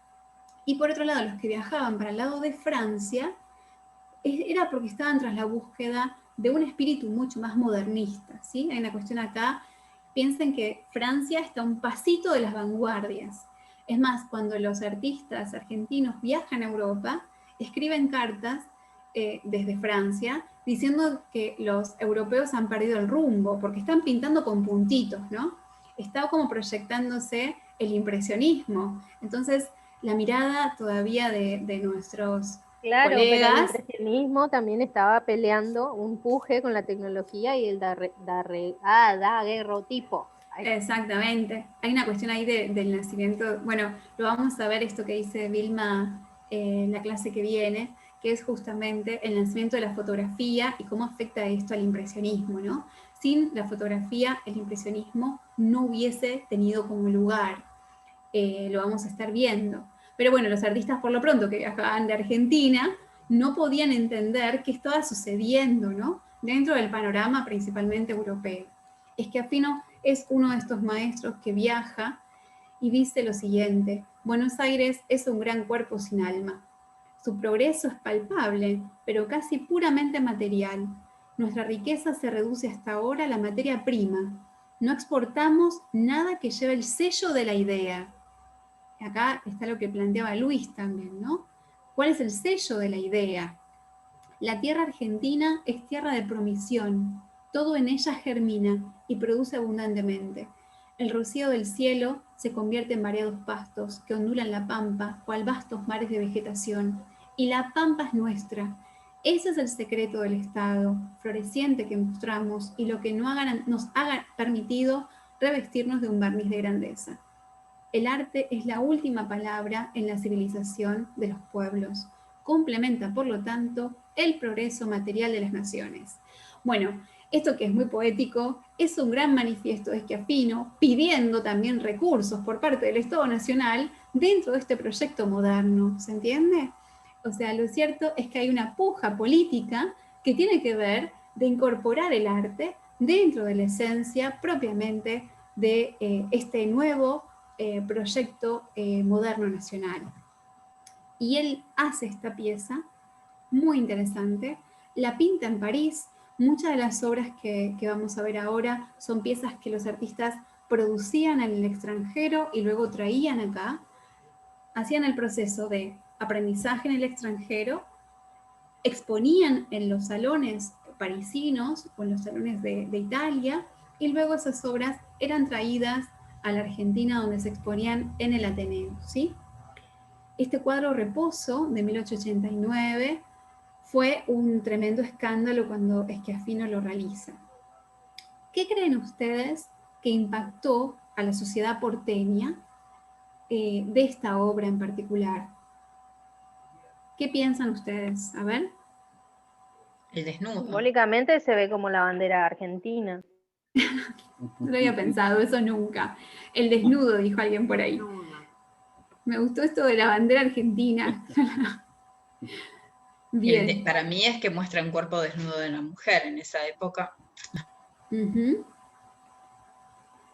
Exacto, muy bien. Por lo pronto, tanto Sivori como Schiaffino, que viajaron a Francia y a París propiamente, son uno de los grandes pintores de los escandalosos desnudos que llegan a la ciudad de Buenos Aires. Bien, lo cierto es que no impacta en sí mismo que sea un desnudo. Lo que impacta es que sea un desnudo tan realista. ¿Por qué digo esto? Porque dentro de las sociedades europeas ya existía como una suerte de afición el desnudo como tema. Lo que sucede es que el desnudo hasta el momento era un desnudo que entablaba un diálogo con la idealización. Y cuando Schiaffino hace Reposo, lo hace de una manera muy peculiar. De hecho, las críticas que recibe era que era un cuerpo muy pálido, sobre este azul, que encima lo enfría más, y que lo cierto es que es una mujer huesuda, ¿sí? Que pareciera que estuviera padeciendo de hambre. De hecho, si ustedes ven, es una pintura casi cuasi fotográfica en cuanto al tema del cuerpo. Vamos a ver acá alguna suerte como de estructuras que no están idealizadas por la espalda. Hay los huesos que se le van marcando, ¿no? Se le ve un poco de celulitis. Y acá dijo Mercedes algo muy interesante, puede ser un hombre también. Y eso fue lo que más molestó. Porque si algo tiene el cuerpo femenino dentro de la historia del arte, es que era la representación principalmente de la musa. La mujer siempre fue, dentro de la historia del arte, la representación del deseo. O eran diosas, o es la Virgen María, ¿sí? Pero no hay una suerte de búsqueda de que el cuerpo esté representando una mujer real, ¿sí? Las mujeres reales no aparecen en la historia del arte.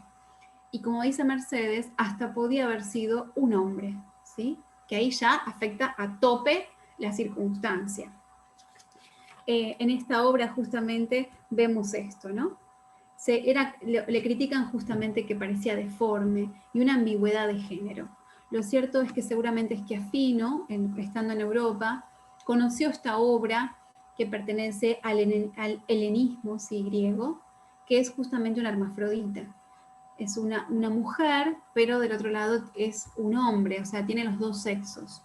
Está justamente representando una imagen muy interesante donde aparecen la duplicidad sexual. Seguramente Schiaffino vio esa imagen y también jugó un poco a meter el dedo en la llaga, ¿no? Bien, lo cierto, bueno, acá tenemos algunas obras más de Schiaffino. La más importante y la que aparece en el Salón Nacional junto con la de los otros artistas del 80 es esta, que se llama Reposo. Otras obras de él son muy interesantes, unos claroscuros preciosos. Esta es bellísima, vuelve a aparecer el desnudo, demasiado realista, ¿sí? Una búsqueda de desnudo escandaloso. Acá ya vemos algo propio de la pincelada, un poquito impresionista, si ustedes ven ese paño exquisito pintado con los colores, hay una cuestión acá de variaciones cromáticas que nos recuerdan un poco a la pintura impresionista, pero vuelve a aparecer algo que tiene que ver con lo cotidiano, con lo mundano, y yo acá les planteo este enlace con la mirada también de Degas, con las bailarinas de Degas que están masajeándose los pies, con la mirada también de otro gran pintor de la vanguardia y de la bohemia como es Toulouse-Lautrec, ¿sí? Hay algo acá propio de esta cuestión costumbrista. Esta es bellísima, Mujer ante el espejo, también de Schiaffino. Es una obra maravillosa. Y justamente en 1890. En 1890 se produce en el territorio nacional y en la cuestión económica una de las crisis más importantes que tiene Argentina. De hecho, hacen que Juárez Celmans tenga que retirarse. Y en ese momento se hace una gran crítica a los fondos del Estado sobre la cuestión artística. Y lo que hacen es piden quitarle fondos, más fondos, porque dice, han viajado a Europa y no han aprendido nada, decían los diarios nacionales. Era muy impactante la crítica, ¿no? Algo así como, ¿por qué los hemos llevado? Hay una duda sobre el programa artístico que se está planteando. Bueno, miren qué bonito este Boulevard de París, ya es una técnica directamente impresionista. Esto también tiene nuestros pintores nacionales, que al viajar a Europa beben agua de todo lo que encuentran, ¿no? Es muy fructífero, es muy, muy impactante ver en un mismo artista los cambios estilísticos. Hay cosas muy de claroscuro y cosas muy del impresionismo de un año a otro. Y Eduardo Sívori, el otro gran despertador de molestias dentro del circuito de la ciudad de Buenos Aires, de la sociedad, que tiene que ver con otro desnudo, ¿sí? Es un realismo pictórico el que plantea, demasiado realista para el gusto. Acá tenemos Camino al Jawel, algunas obras que podemos encontrar de él. Esta es muy interesante, muy europea también. Es La muerte del payador. Vuelve a sucederse acá la cuestión de una temática propiamente tradicional, que tiene que ver con el payador, y una cuestión academicista, ¿no? Es una mirada muy europeizada de algo que tiene que ver con lo nacional. Los claroscuros remiten, por supuesto, a toda una tradición que deviene del barroco. Y aquí tenemos la gran obra de Sívori, para mí es una de las más bellas también. Quería ver, perdonen la hora, que se llama El despertar de la criada, y recibió muchísimas críticas. Aparece nuevamente el tema del desnudo, un desnudo demasiado real, ¿sí? Es más, Eduardo Sívori recibe críticas en Europa por esta obra, y recibe críticas también acá en la Argentina cuando llega con esta obra que fue el gran escándalo, ¿no? Lo que les dejé acá es una nota, dice, ¿a quién se le ocurre pintar semejante majadería? Sobre todo cuando la sirvienta es tan fea. es muy importante analizar el texto, ¿no? Porque hay una cuestión acá propia de la búsqueda de la belleza. ¿Por qué digo esto? Porque uno cuando empieza a estudiar Bellas Artes, ya la palabra lo dice, ¿no? Bellas Artes, tiene que ver con la belleza. Hay una búsqueda que está gestionada desde una mirada completamente griega, si se quiere, de que lo bello y lo bueno, ¿no? Hay algo acá que lo occidental, a lo que los occidentales no escapamos, que es nuestra tradición griega, si se quiere, del arte. Entonces, la cuestión de la belleza es toda una cuestión en sí misma. Y para los griegos lo bello es bueno, ¿sí? Hay una cuestión moral también. Y lo que más molesta es que no es que sea una sirvienta solamente, sino que encima es fea. O sea, es socialmente baja y es encima muy fea, ¿sí? Tan desgreñada y tan sucia como la que ha elegido como modelo. En un cuartujo que tiene por todo mueblaje, una mesita y un candelero, una silla con un vestido y un delantal, y cofia de la sirvienta, y una cama de hierro, vese sentada en el borde de esta, totalmente desnuda, a Labón, la cual está arreglando una media para calzársela. Bueno, después hay críticas con respecto a la media que estaba muy sucia también, la media, ¿no? Todo es sucio. Acá vuelve a aparecer esta cuestión propia de la otredad y las miradas al respecto. Los pies de la sirvienta son todo un poema bestial. Bueno, pues tenemos que destacar que quien escribe esto es un poeta en sí mismo, ¿no? Realmente cuadra interesantemente con las búsquedas. Qué juanetes tan abultados y violáceos, qué callos más geológicos, qué uñas más córneas y amarillentas. Esto no impide que el cuadro de Sibori esté bien, pero muy bien pintado. Cuando el joven artista vuelva de su error, me gusta mucho acá el tono amenazante, va a producir sin dudas una obra de mucho mérito, pues en su Despertar de la criada revela que tiene condiciones para despertar a la patrona. Hacemos votos para que no malgaste su tiempo. Bueno, todo eso, así contundente, ¿no? Lo cierto que molesta también que nos pone a nosotros como espectadores en un lugar de voyeur, ¿no? Estamos como viendo a esta mujer que está desnuda, que está lejos de cualquier clase de erotismo, y acá vuelve a suceder el uso del cuerpo femenino. Al igual que en el reposo, esta mujer del Despertar de la criada, lejos está de una situación erótica. Es una obra que cuenta un desnudo, y los desnudos dentro de la historia del arte femeninos han sido desnudos que tienen que ver con el erotismo. No es el estereotipo de la belleza. Norma, te mando un beso, vi que ahí te estás yendo. No está en pose, dice Alejandra, por supuesto. No hay una búsqueda acá. Así que es todo lo que conlleva. Bueno, otra de las piezas bellísimas en el taller de Eduardo Sibori. Esta obra me parece exquisita. Es él con su musa, ¿no? Si uno se pone a mirar, van a ver que la imagen está como levemente emplazada, pareciera que de a poquito se va como diluyendo. Es una obra muy interesante del maestro. Como hemos visto, vamos a hablar de la Cárcova también, Sibori, son los nombres de las instituciones. Es muy bello. No está en pose, dice, es muy dulce, hay una ternura, ¿no? Y por último, ya para despedirnos en este primer encuentro, les muestro la otra gran pieza que es bien nacional y que al día de hoy sigue doliendo, que es de Ernesto de la Cárcova. Ernesto de la Cárcova hace esta obra que se llama Sin pan y sin trabajo. El 14 de julio de 1894, la agrupación socialista abrió su primer local en Chile en 900 y en el acto inaugural acordaron cambiar el nombre de Agrupación Socialista Obrera. Varios intelectuales y artistas se incorporaron, entre ellos Schiaffino, de la Cárcova y Pairó. Pairó es uno de los grandes escritores del arte nacional. Unos meses más tarde, en los primeros días de noviembre, Ernesto de la Cárcova presentó este cuadro que se llamó Sin pan y sin trabajo. La historia de este cuadro inicia en Europa. Él está en Europa estudiando, él está haciendo academia en Europa, hace esta obra justamente a raíz de lo que está viviéndose, las penurias del hambre europeo, y luego la termina cerrando acá en la Argentina. Les quiero mostrar cómo inició esta obra.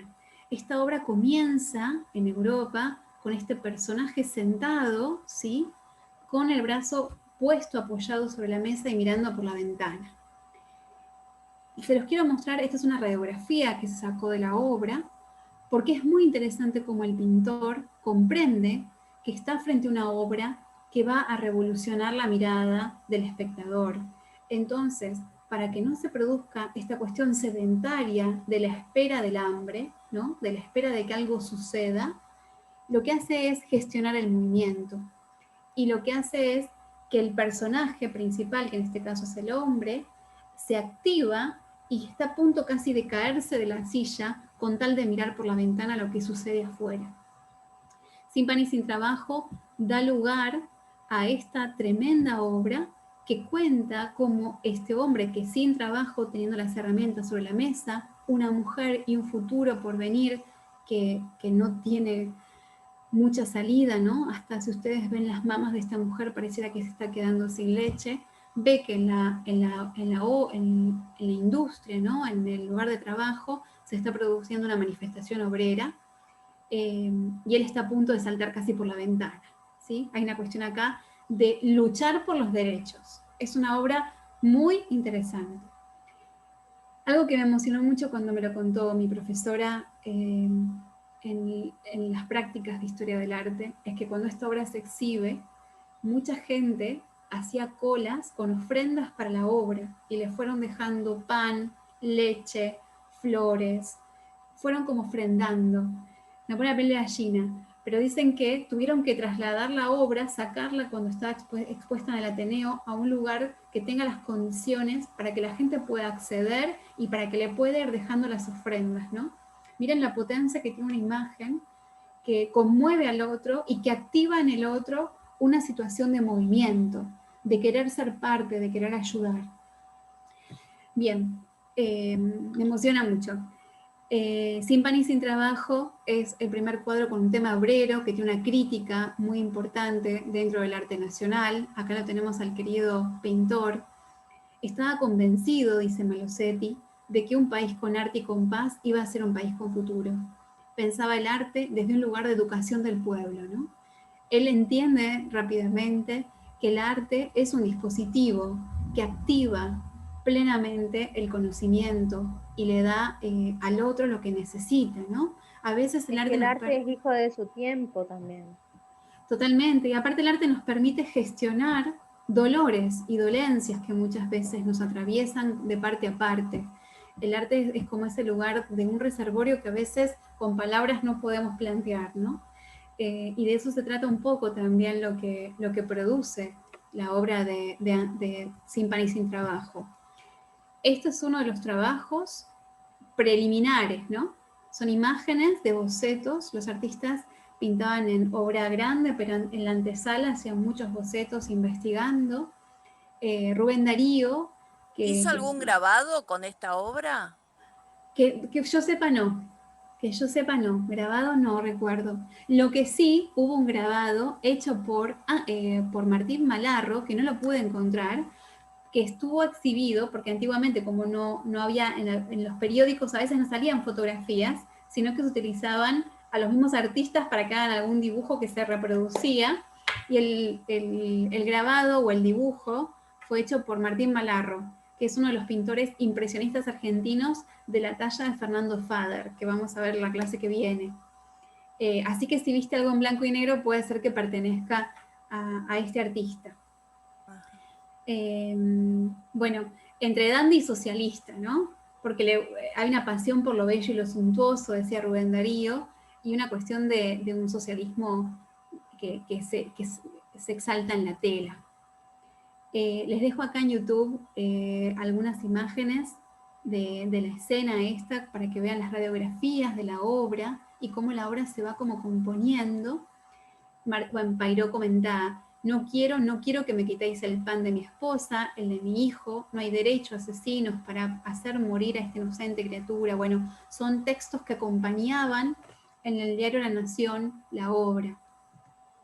Bueno, Tomás Espina, un artista contemporáneo, trabajó con esto en un video que después les adjunto, es arte contemporáneo, y el maravilloso maestro Berni utiliza esta obra. Pero como Berni siempre le carga como un plus a todo, es una obra que se vuelve como en positivo. ¿Por qué digo esto? Sin pan y sin trabajo, ya no están solos, son muchos, y el reclamo es pan y trabajo en positivo, ¿no? Este detalle tan chiquito y tan al hueso, ¿no? de lo que se quiere, de lo que se necesita. Y miren las caras esperanzadas, ¿no? Mirando al cielo, mirando al público, de esta manifestación que se arrebata y que viene hacia nosotros.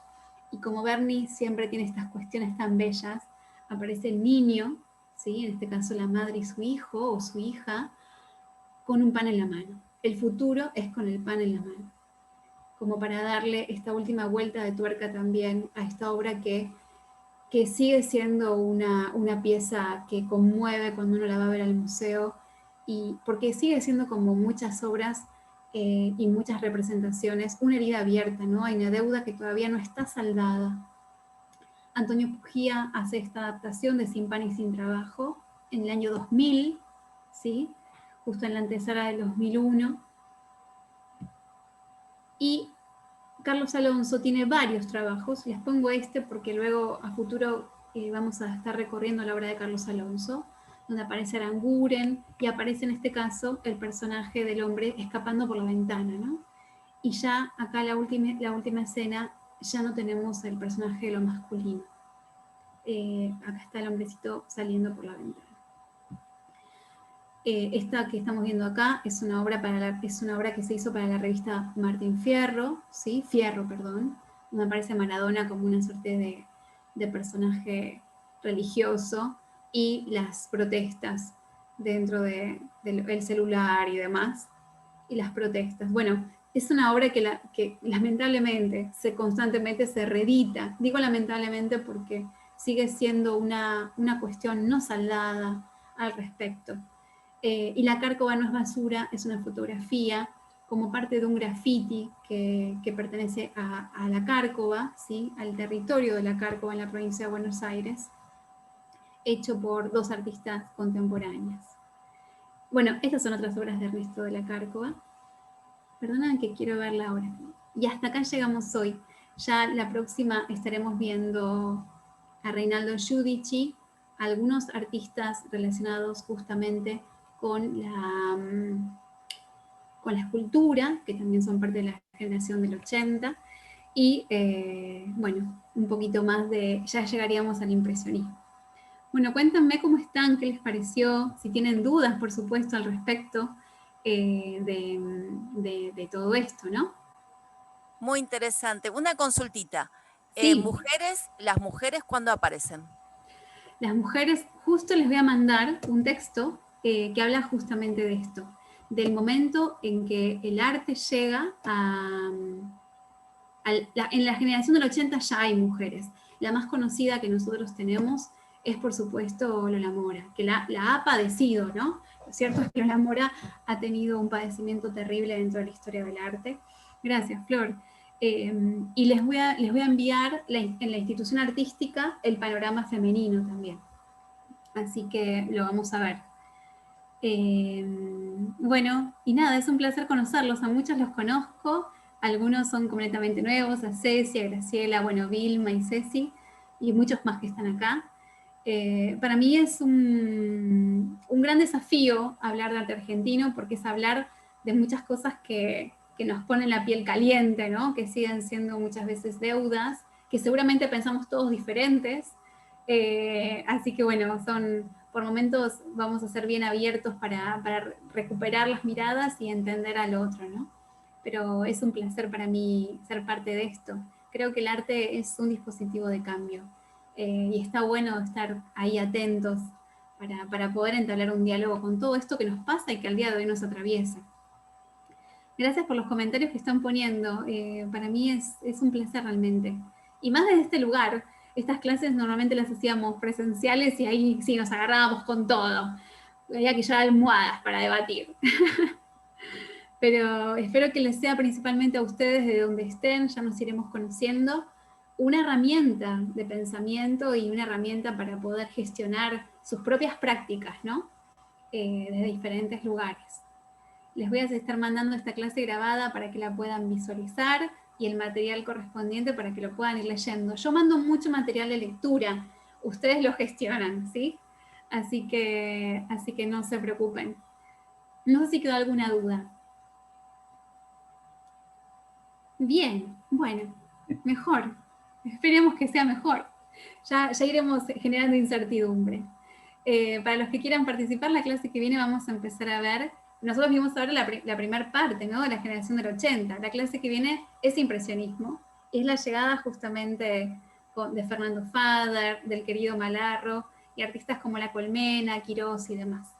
Así que, bueno, es un gran placer conocerles y ojalá que podamos visitar Bellas Artes. Normalmente yo cada tanto organizo visitas guiadas, así que bueno, esperemos, si todo sale bien, crucemos todos los dedos, poder encontrarnos ahí, y algunas clases, quien dice tenerlas presenciales directamente en el museo, o alguna salida.